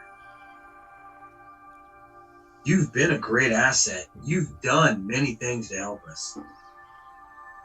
And I appreciate all of them. And I've made mistakes. We all have. But if we can't be honest with each other, where does that make us? I'm gonna put my hand on Stoic's chest. Please, this is not the time. Let's just get back to the door.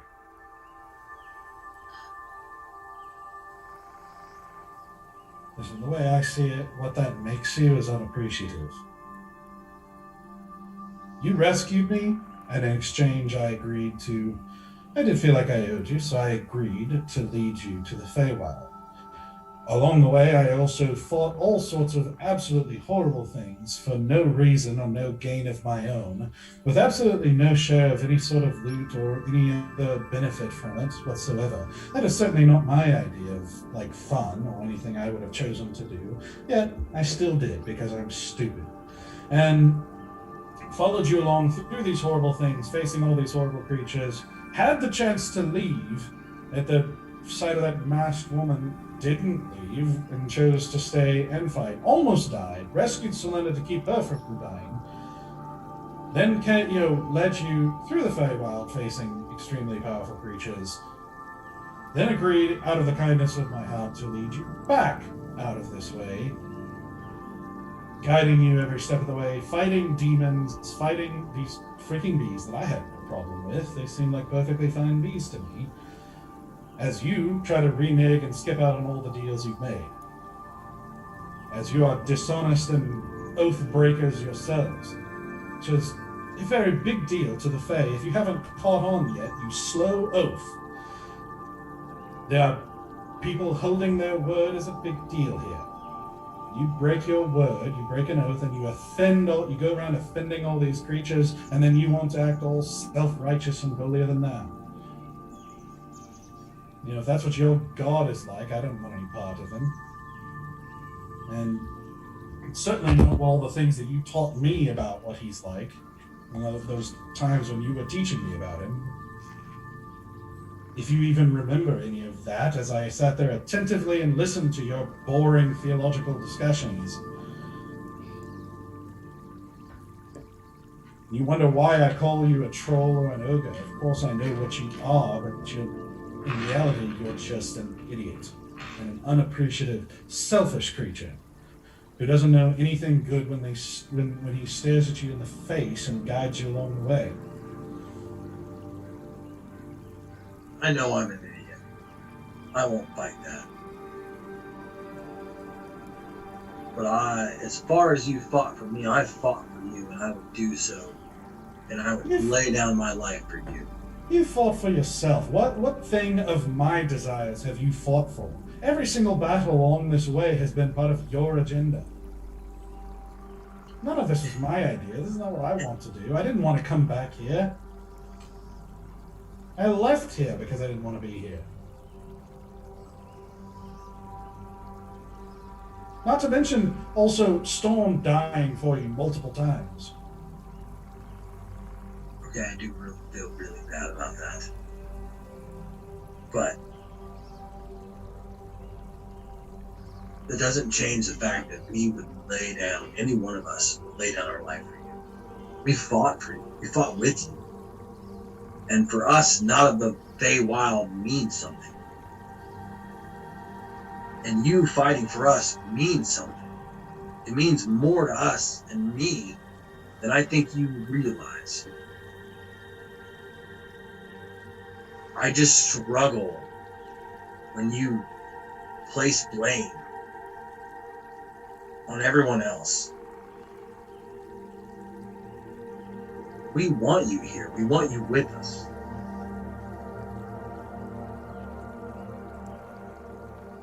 Yeah, well, don't talk about being able to tell the truth to each other if you can't handle your own. I can. I'm not running away. You stole from that cat, and then you want to act like it's some valiant thing or that it's some justifiable cause. Whether it is or isn't, you brought it on yourself. I didn't. Did. You're right, I did. And trust me, I paid that price. How? In ways you will never know. But I don't put that on you for leading us there.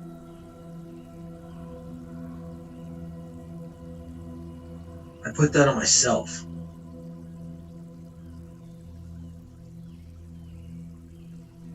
I'm just asking. Be part of the team and not blame the team.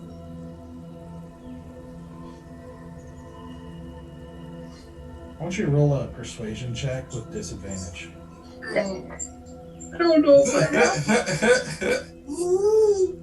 Did my involvement at all help when I apologized?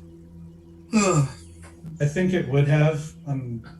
Then we So, kept talking. And then he started talking again. I know, that's why I was like, so just shut up and just take it.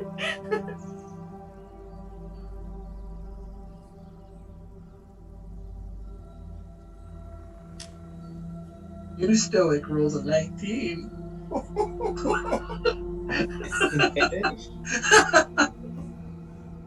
That was a 15 and a 13. Wow. New Stoic's persuasive. Damn. Well, Now, is it gonna be enough? Is the I question. say half elves are pretty hard to deceive.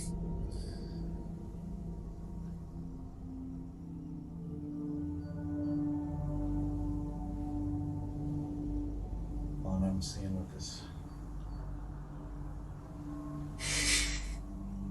Right here.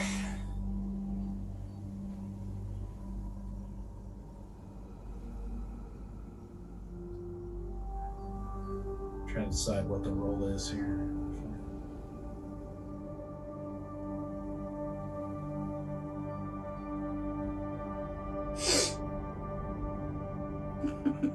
My stomach hurts. The end of the Folly, just wandering around the Yeah, I know. I'm just Evermore. somewhere trapped in the Feywild for the rest of our lives.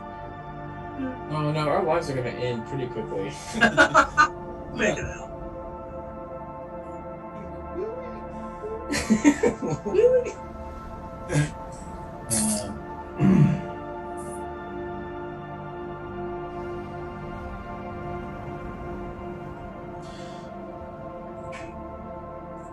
He turns to you, Asura, and he basically says,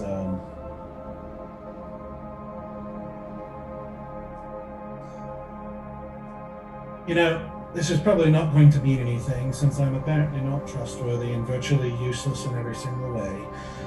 But there is something off about your little friend here. I will get you out of here, but I'm not talking to him anymore. I understand.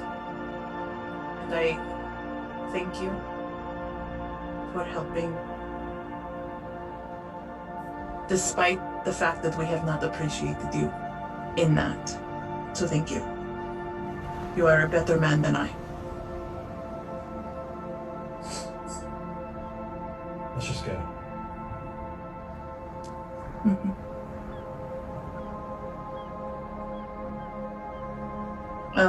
Gets up and starts walking. Yeah, I'm going to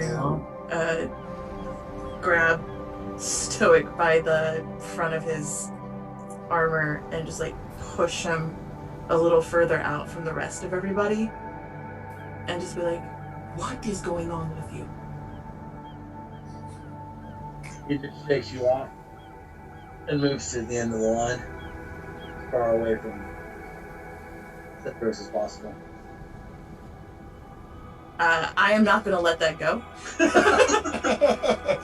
And I will just like, I'll just shake it off and I'll keep going after him towards at the back of the line. And I'm just like, no, you're going to talk about this. What is going on with you? Are we within earshot of everybody? Depends on how far you guys fall back. If you want to fall back out of your shot, you can. I'd like to. Are we marching and everything? Yeah, I mean, assuming you guys all followed him. Yeah, I'll go second in line after Sifers.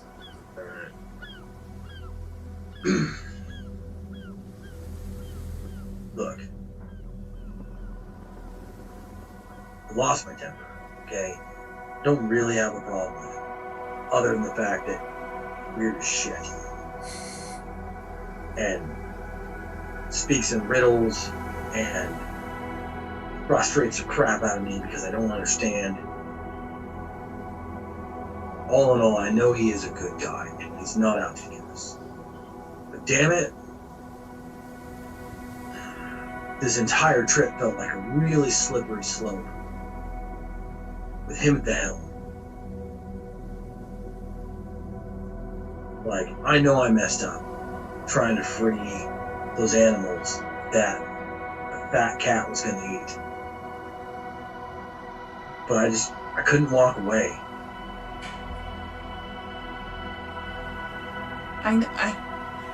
I could have stopped you at any point. I know exactly what you wanted to do. I saw it in your eyes, I saw it in your behavior. I know that you have a soft spot for the fuzzy creatures. And I could have stopped you, but I didn't either. So you're not wholly to blame on your own. But this anger is more than just frustration. I know this type of anger. This is deep, and it is pointed. And there is something you are not talking about.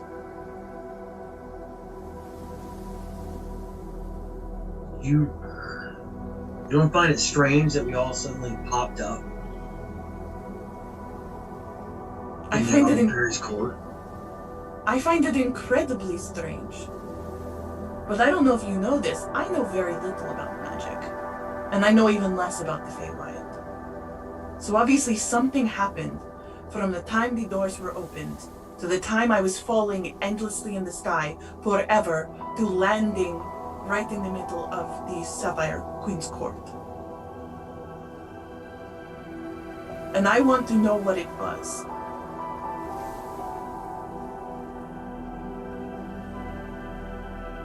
Let's just say I paid for my mistakes. What does that mean?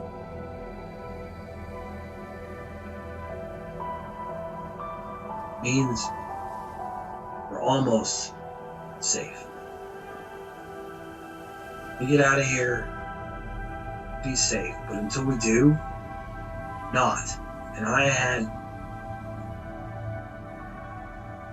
to pay a huge price to get us out of the situation I got us into. Because I didn't want you guys to pay for my rashness. What did you do?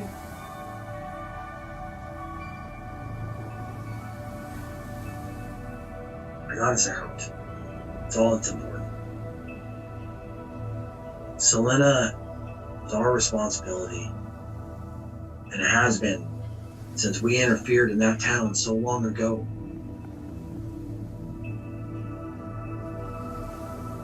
You wanted to leave at least 5 times since we've met, and wouldn't be in this situation if I and the others hadn't convinced you to stay. I can't That's not how this works. You didn't convince me to stay. I chose to stay. Just like we did not convince Citrus to stay with us. He chose to stay with us. That is not your responsibility for my choosing to stay. I have a lot of reasons that I have stayed. And I know you know at least one of them. Yeah, but I wanted you to stay. And I can't not take responsibility for that. No, what you need to take responsibility for is what you said you gave up. What did you do? I faced a truth that I have long put off. One that I've looked in the face every morning since I left that temple. And I finally admitted it to myself and decided I was going to move forward on my own. Regardless of the cost, as long no one else had to pay the price with me. Can I do an insight check? For what in particular? Yeah, I was wondering something. So I remember that there, basically it sounds to me like he's saying he's no longer a man of faith. Because that was a thing that he kept saying that he was struggling with. And he had gotten like super deep into his book for a little while to like prove that he could be a cleric, and I haven't seen that book once since. And like I also remember that Bulgash, I remember that there was the contract, and I don't know if I'm starting to put pieces together that something bad happened, because it was an extreme amount of power to get us to the Sapphire Queen Court. And I'm trying to think if I like can I piece enough of that together?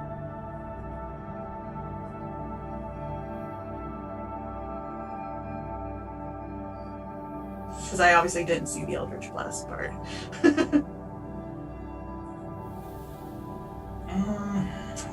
It's okay. It's okay if I don't have enough pieces.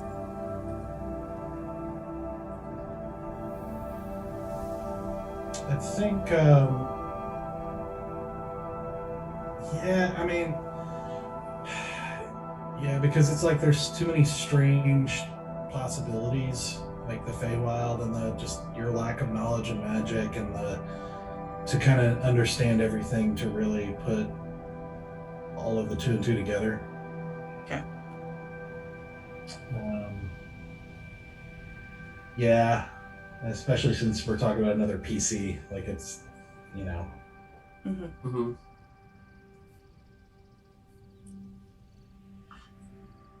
If you want to keep talking in circles with me, that's fine. But I know that face.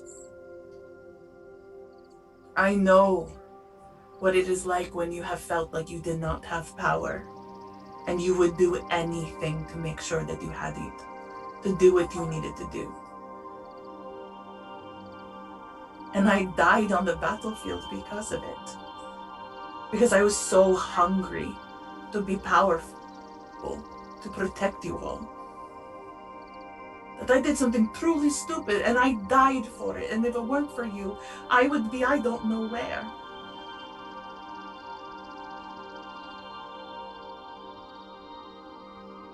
Who brought you back?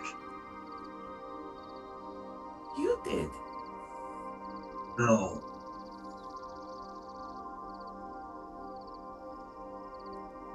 I rolled the dice. I took a chance. And I begged and I pleaded for someone else to show leniency and bring you back into my life. And I'm grateful. I really am. They chose to do so. But that wasn't me.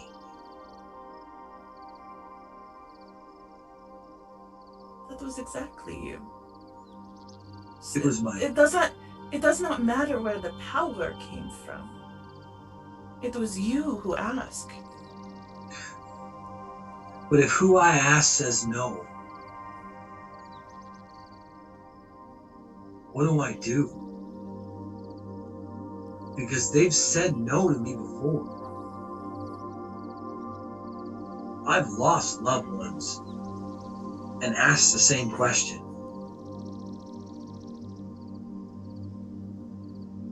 Is it fair that it's up to them and there's nothing I can do? What would you have it do? Be up to you?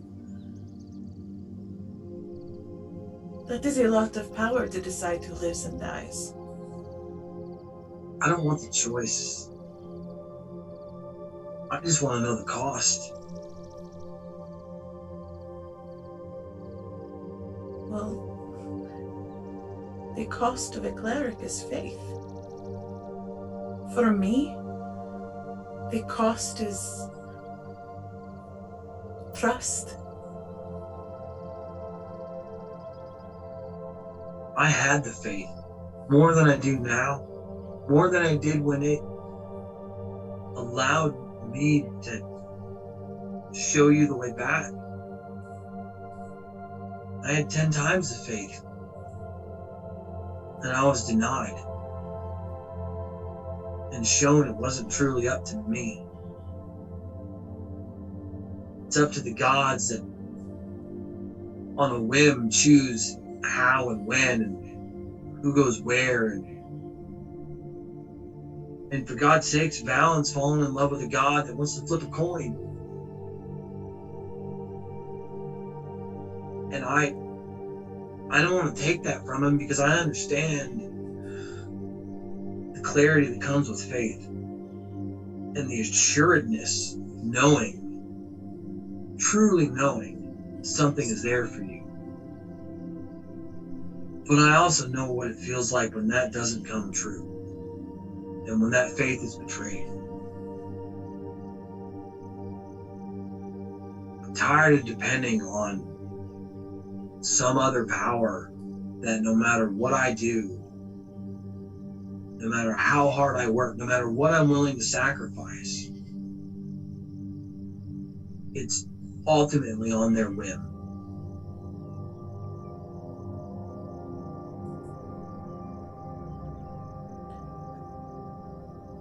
Look, I put my trust in a woman that raised me, and she betrayed me. She burnt everything down around me, and I felt scared and helpless in the aftermath.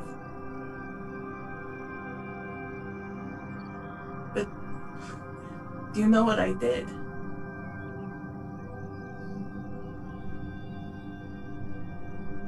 I met a group of strange young men with stupid ideas and stupid names and stupid decisions and beautiful hearts. And I put my faith in them and my trust, because I cannot walk this world alone. So maybe it is not a God you walk with, but you walk with me. And you walk with them.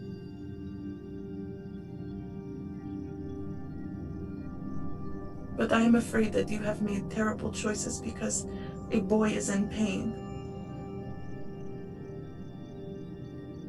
We are children walking around in adult bodies. And we are making decisions because we are still scared children. And we need to stop. These children cannot keep making these decisions. It is unfair of them. It is unfair to us.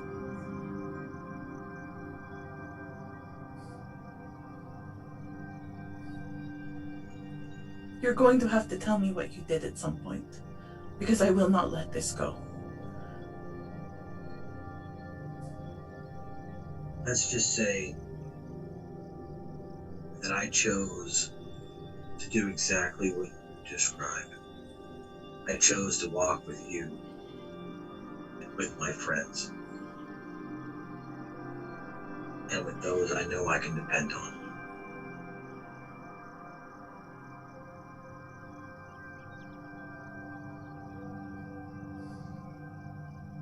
Then I hope the faith that you have put into whatever you have put your faith into is deserving of that. It's not about faith anymore. It's about understanding. That's why I got into it with Citra. I know I've had my faults. I know I've made bad choices. We all have at some point. I don't appreciate him blaming his bad decisions on us. I truly think he's a good guy, and I truly think he cares about us. But I'm not going to have him blame us for the choices he's made.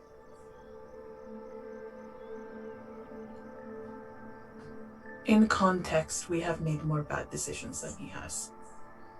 And then more so, we have not been kind to him along the way.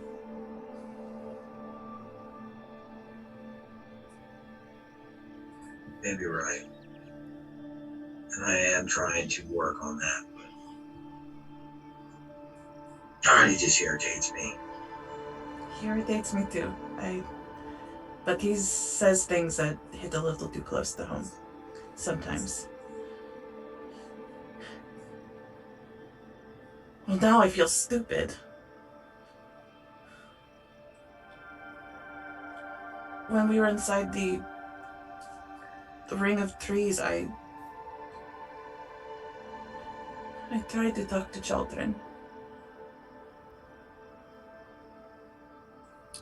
And I asked him to like protect you and to love you. Because I love you too. And now I just feel stupid.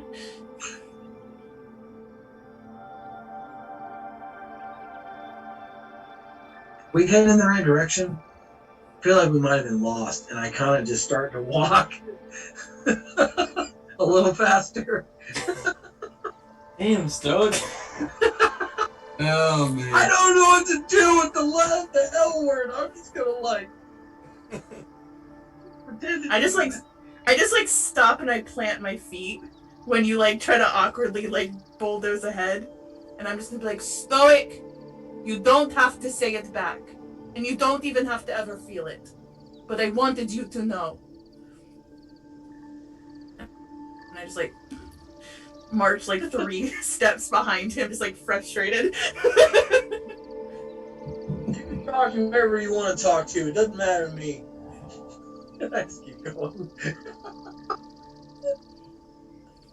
She feels real sour because Yeah. I opened up in a very vulnerable way, and this is how the reaction went.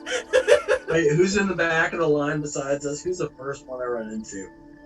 It'd be Green Claw. Poor Green Claw. I'm just gonna kind of like shove past him and be like, what are you looking at? And I just keep going. When you say that, I'm just gonna turn around like, whoa, what did Green Claw do to you, buddy? None of your business. Sorry, Green Claw. Don't mind the orc. He's a little bit, high strung. He needs some honey. Well, That wasn't very sweet of him. it wasn't, and I'm still kind of covered in it. Do you want to borrow some? I need a return labor. Yes. I wasn't talking to you, but I mean, yeah, sure, why not? Like take a glob and just chuck it at him. He snatches it out of the air with his mouth.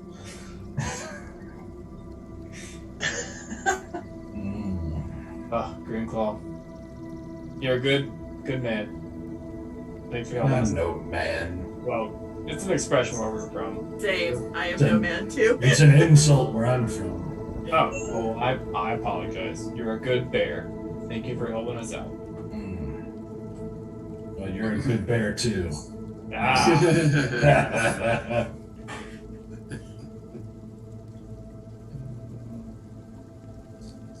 So you guys continue walking, and true to his word, it doesn't take you very long till you eventually see, as the clouds sort of part, and you see the gigantic tree once again.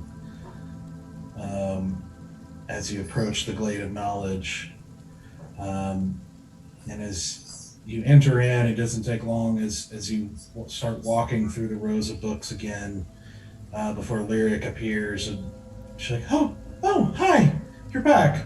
I know you have permission to use the portal again. It's okay, you can be here. We won't, the tree won't attack you again. So yeah, but once again, just don't touch anything, because that part still applies, and please don't. And she looks at the Cethris, and as he just keeps walking forward, just like, what's wrong? And he just kind of mumbles under his breath. He's like, tried something new, didn't work out.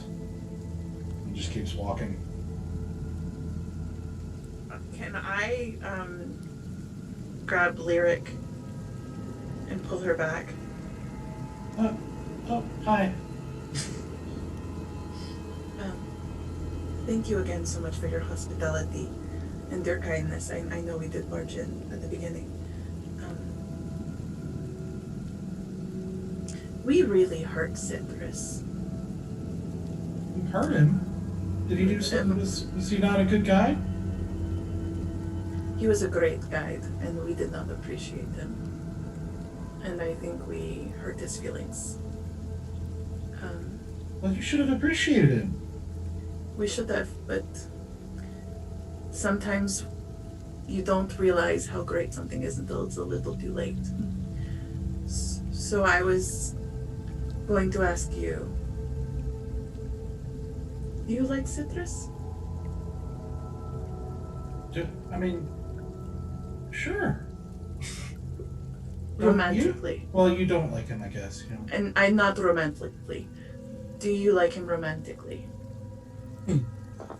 Oh. Oh. Well, I mean, she just kind of like giggles uncomfortably, and you just see her cheeks light up red, and I take that as a yes. He is going to forever song and dance his way into your heart, because he is just as nervous as you. We didn't appreciate Citrus while he was around, and we messed up, and I think we hurt him, and I think we soured his heart a little bit. So I'm sorry for it if it bleeds into you. But don't waste any more time. If you like him, tell him. Well, I mean, maybe. She just is totally flustered and just doesn't seem to really know how to react to any of this. But I mean, I'm sure he wouldn't take it out on me. I mean, I'm sure he's fine. He's like indestructible. I think he can wiggle out of anything. Wiggling out of anything is the easy part. Making sure your heart is not bruised in the process is another. Hearts are very soft. So be honest with yourself, protect yourself in your heart. But open your heart if this is what you want. And if you like him, tell him. I don't know what will become of it, but don't waste any more time. Roll a persuasion check. Let's see if I am persuasive. Please let me be persuasive. Please, I need this. 18. 16 plus 2. Okay. Well, I mean, I guess that's good advice, Apollonia. That is your name, right? I wrote it down. I remembered it. I really appreciate that. Friends call me Asura. Apollonia is a very formal name. No, that's not what Citrus called. Well, I guess you're not friends anymore, so I guess that makes sense. So you go by a different name now. Well, I'm still gonna be Lyric, okay? Okay. Lyric, I hope we are friends. Well, sure, yeah. As long as you don't touch anything. I have no interest in books. Oh, well, that's a shame, because they're wonderful. Oh no, I'm sure they're amazing and there's probably incredible knowledge in here and I am thirsty for knowledge, but... Oh, but I you prefer shouldn't to- touch anything, though, because Yes, the knowledge exactly. here is not knowledge that you can know. Exactly. This is not knowledge for knowing, it's knowledge for not knowing, which is why it's here, in the Glade of Knowledge. Yes. That makes exactly the right amount of sense for this place, so... I'm glad you get it. But that is the knowledge that I will share to you. Then okay. Mm-hmm. Well, this was awkward. Yes, very much so. I'm also dealing with my own heartbreak at the moment, so it felt very bitter to have to say that out loud, but I'm glad I did, because I think someone deserves to be happy and in love at this point in time. Oh, you like Sithers too? Not even a little bit, no. My heart belongs to another. Oh, okay. This is a confusing conversation.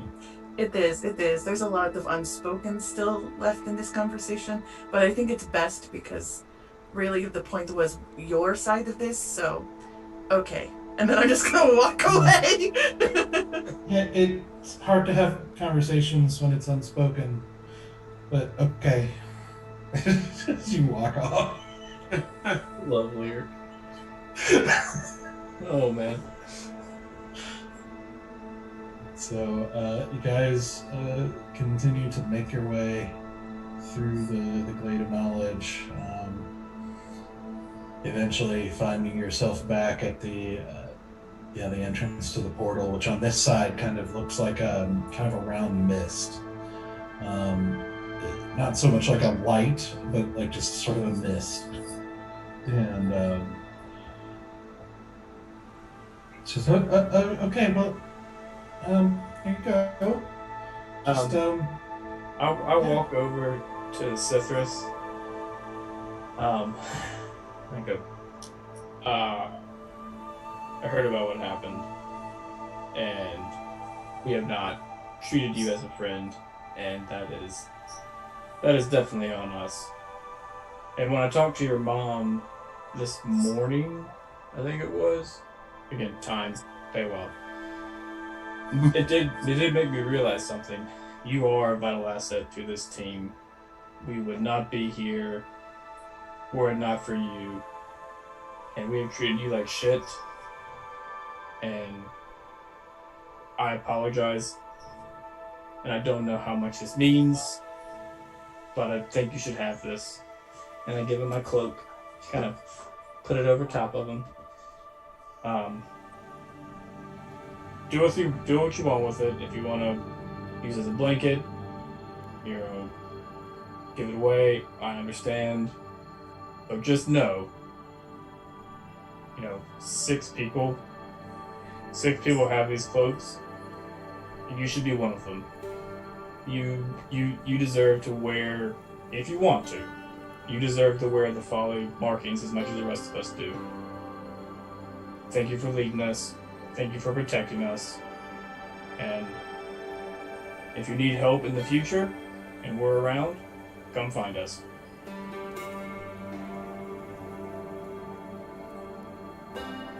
Kind of kind of holds the edge of the cloak up in his hand and kind of looks at it for a moment. Well, I always did think you were the smart one, Beatnik. Yeah, the team is going to realize this. They're getting there. If you want people to tell them. They're not very good at recognizing such things. They have good hearts. They may be slow, but they have good hearts.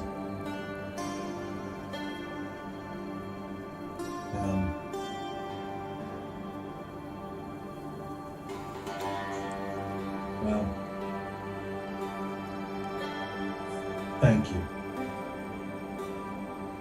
I one of those guy things where I want a hug, but like bros, so I go with a hug, no, and I hold out my fist again to him. You're welcome. Thank you. He just sort of looks at the fist like, what am I supposed to do with that? Chip. Ouch it with your fist. Ouch it. All right. He basically does this side hook into your fist, knocking it out of the way. I over dramatize. Oh, there you go. Right, close enough. Then I just pat him on the shoulder twice. Nod. Right.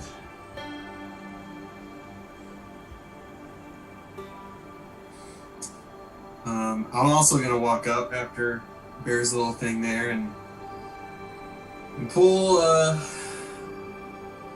the old seagull conch out of the bag, and tied to it is one tooth out of the dragon tooth on there, and say, "This is one small token of appreciation from my side here, but you can take it and leave it as you want. It's really up to you. Yeah, we appreciate you. I mean, some of us do. Whatever. Enjoy. I think this is silly enough to belong to the Feywild. I think it's probably where it was created, but I'll do that to you." I hand it to Cythrus. Nod. This one was my favorite.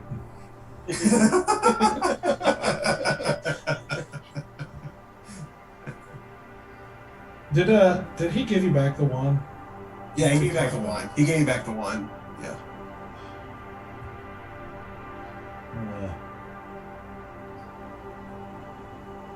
Well, I think I probably always liked you the most. I think you could do well here if you ever want to come back. I've been told that, yeah, by a couple of people, but I'll see where life takes me. But one day, I may call upon your aid.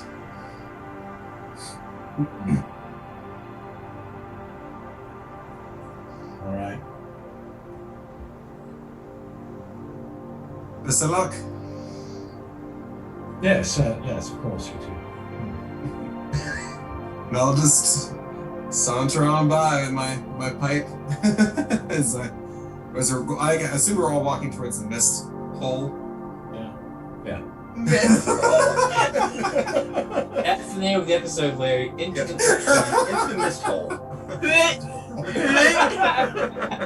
I want nothing to do with this. Oh my goodness. Oh man, leave it to easy. Indeed.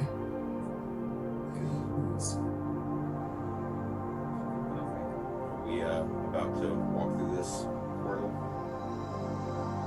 If you're done. Yeah, I'm gonna just lean towards Cythrus. And just be like, I'm not gonna give you anything because I like my stuff and I like to keep my stuff,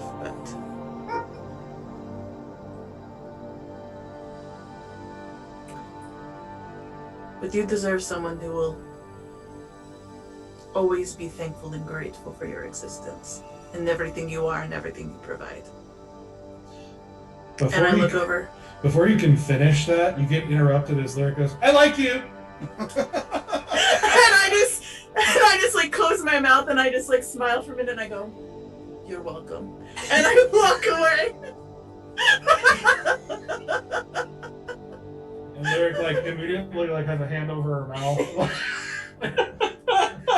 Yes.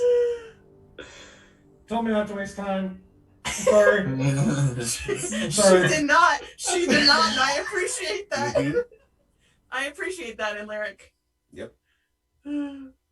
Cythrus just looks pretty stunned at the moment and kind of nods at you as you walk away. Just give him a wink. Cythrus, you are a good man.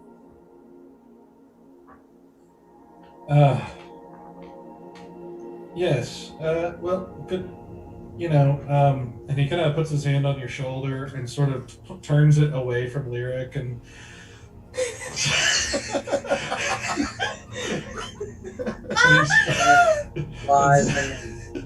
And he says, "Yes. Well, good luck with all of your women." And I hope the best for you and your new one here. That's another thing in the long list of things I did for you guys, by the way, is the helping you along with the blonde one. So good luck.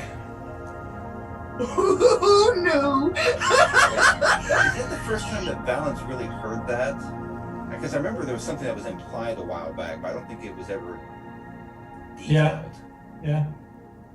Are you talking about the which one? What are we talking about? Mr. Kiri. Mr. Kiri. Yeah, When you guys, when he Because he impersonate me. he impersonated Easy Right. and was like flirting with her. But like telling her that Valen was like wouldn't talk to her because he was nervous, like that she should pursue him. Basically. Yep. Yep. Yeah. Mhm. What? I'm sorry, what? What? Valen, are we going or not? Citrus, I will never fully understand you, and I think I'm okay with that. And then I just walk towards the rest of the group. Thank you for all you've done, I think. Wait, I want to say goodbye to Storm. So I think Yeah. all the time. No, he actually just waves a hand because it depends on what he has available to him to be able to. And kind of waves a hand, and you see Storm kind of coalesce into existence as she's like, "Oh, that's a lot of bees." Wait, We made it. We survived. oh, good. Oh, hi, Lyric. Hi, where are we? Oh, I know where we are. Oh, great, we made it. I almost like want to put my like hand out so like if she wants to like sit or anything or perch or. Okay, yeah, sure, thank you. Well, we're going to head out now. I just wanted to say goodbye and thank you for everything. You're the reason we were on this entire journey to start with. We wouldn't have known who to look. Mm-hmm. You introduced all the players. Players of what? Of this Is tale. this a game? More of a saga. I don't know what that is. That is for the best. But they wanted to thank you. Okay. Some of you are covered in honey. Yes, some of us are. I'd like to walk up as Storm is on her hand and just, Storm, I will miss you. Nothing else. You've been completely honest with us from the beginning. It's greatly appreciated. And then I just turn and give Cithrus the stink eye. And I'm just, I do like you. Just fucking play too much. And then I walk away. Are you saying that to Sithis? Oh yeah. Yeah. Sithis is just like kind of looking at Storm and Asura, and it's like you don't exist to him. Fair enough. I'm sorry, did you hear that? I didn't hear anything. We're going to take our leave now, but I hope I get to see you again in the future. I did have one tiny question. Is there any way we can track the nut that you gave Easy that he gave away because, you know, he made a silly choice? Is there any way that we can track that nut? Oh, yeah. I forgot you gave away my present. Yeah.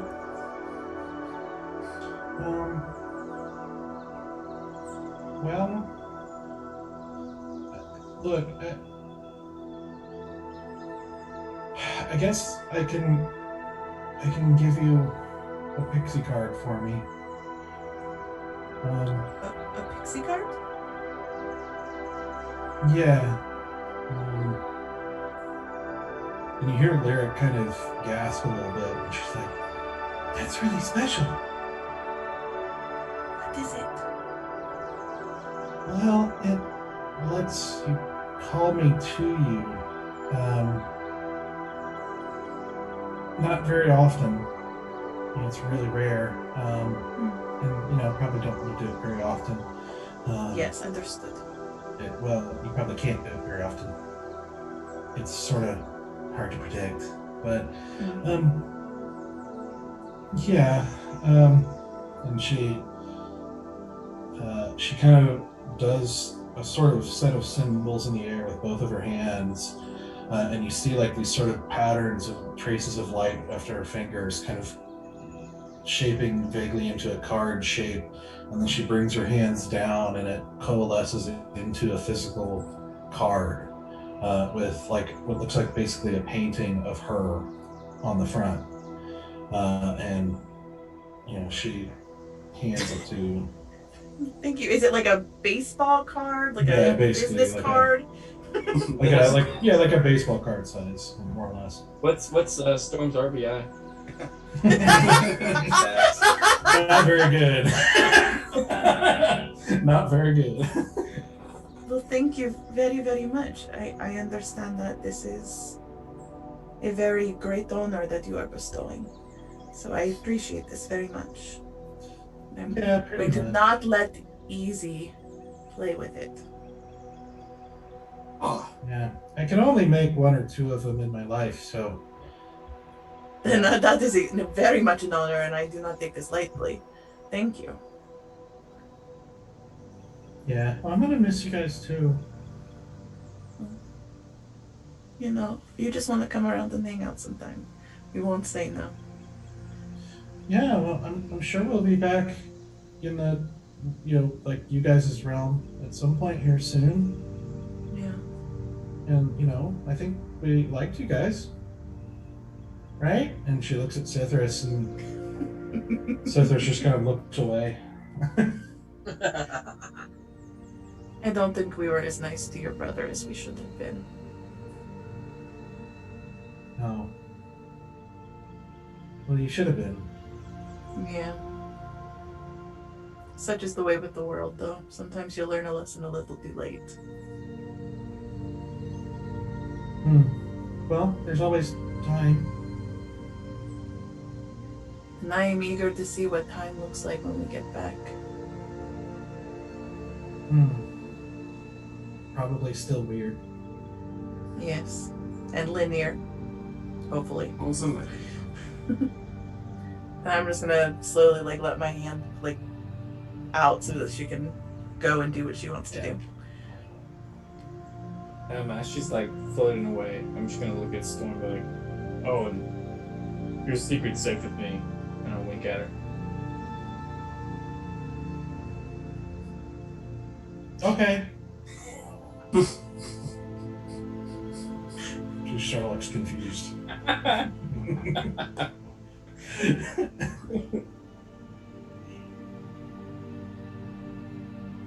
Okay. Well, bye. Bye. And I'm gonna look to the guys and be like, should we step through? Get involved! And I'm gonna grab Valen's hand before I step through.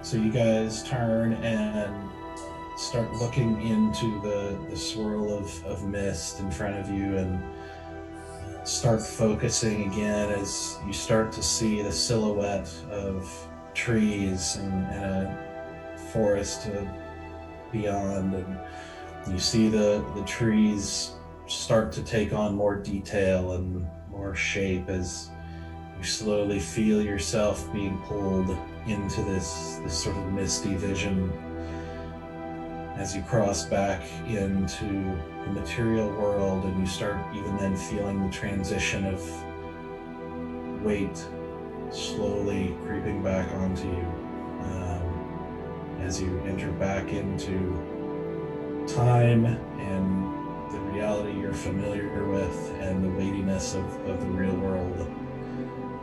And that's where we're going to end tonight.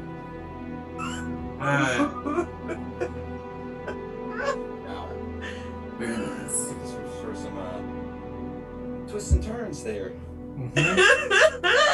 Jeez. We thought bees would be the big battle. Yeah. Ooh, that got close, guys. The bees were close. But then what's his name? Stoic and Citrus were close. That was just That was close. Look, just to give you the backstage view, when he rolled, he was one away from leaving you in the Feywild. And deserved, and rightly deserved. Well because- deserved. Yeah. Yeah. Stoic had had problems with him since day one, and it was finally coming out. I couldn't take him like. You God, have the so worst timing. You really do. Absolutely Is that- worst. Is that not par for the course? It is. It's the, But it's He the most has done stoic it thing. numerous times. Oh Yeah. my gosh. I Well, wanted I mean, to do an he's- insight check, but I was also like, wait, no, this is Stoic. Like, Stoic does this. he does. Yes. Yeah, well, and it was bad because he had made comments about feeling unappreciated before, and not He had. getting any share of the loot or reward or anything like that. Basically zero appreciation this whole time. So you just took the right thing. I'm pretty sure Stoic already gave him a cloak, but I think it was like a gag cloak, wasn't it? It might have been a gag cloak. Yeah. I'm pretty sure I gave him a cloak that was just like a ratty cloak that I was like, Oh, it was Here's a- Easy's. It was Easy's old cloak. yeah, but I made it was like a my Folly cloak. cloak. Oh. Yeah, it wasn't one of the special ones. Well, I gave him mine. Yeah. We're gonna end up just like needing to buy them in bulk because we're constantly giving them out. They're like our T-shirts. Yeah. We just like, pass them out at events. Want some of our merch? We got merch. Like, we got more. we got merch. Spread the word. Call the Folly. If you need, like, you got problems, just call us. We'll screw it up further. That is I'm sorry though, guys. I didn't mean to stir up all the shit. Right? just like pick your battles, man. That's how Stoic is, man. Uh-huh. He picked his battle. He Just did. the He wrong just got time. out. He really did. All that crap, and he gets out of a fight, and then Cithras starts talking shit, and he's just like, "You know what, motherfucker?" Oh gosh. Oh, that's too good. We freaking did it. As you exit the Feywild with like Selena being the only one you haven't offended. Yes. We didn't offend Punda Bear. I don't think. I think we're still cool with him. Yeah. Yeah, probably as far as you know. Sapphire Oh Queen. boy. You know, we were batting about 40%. Like, I think we upset like 4 out of the 10 people we met, or 6 out of 10, or whatever. We upset a lot of people. But you know, we killed a whole colony of what we upset. So we added another chain to the food chain. Now the bears are gonna go take over this hive. Well, And, Those flowers are up for grabs. All those flowers.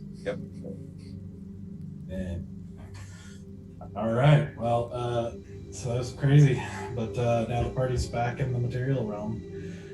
We will be back next week to see how much time has passed, as well as My heart is so scared. what state Corandia is in, where they've left things. So we will be back next Monday. We'll see you soon. Thank you, Doug. Beautiful Yeah. fight. Thank you. Nice. Yes, That was fun. Bye. Whew. Yeah. Bees.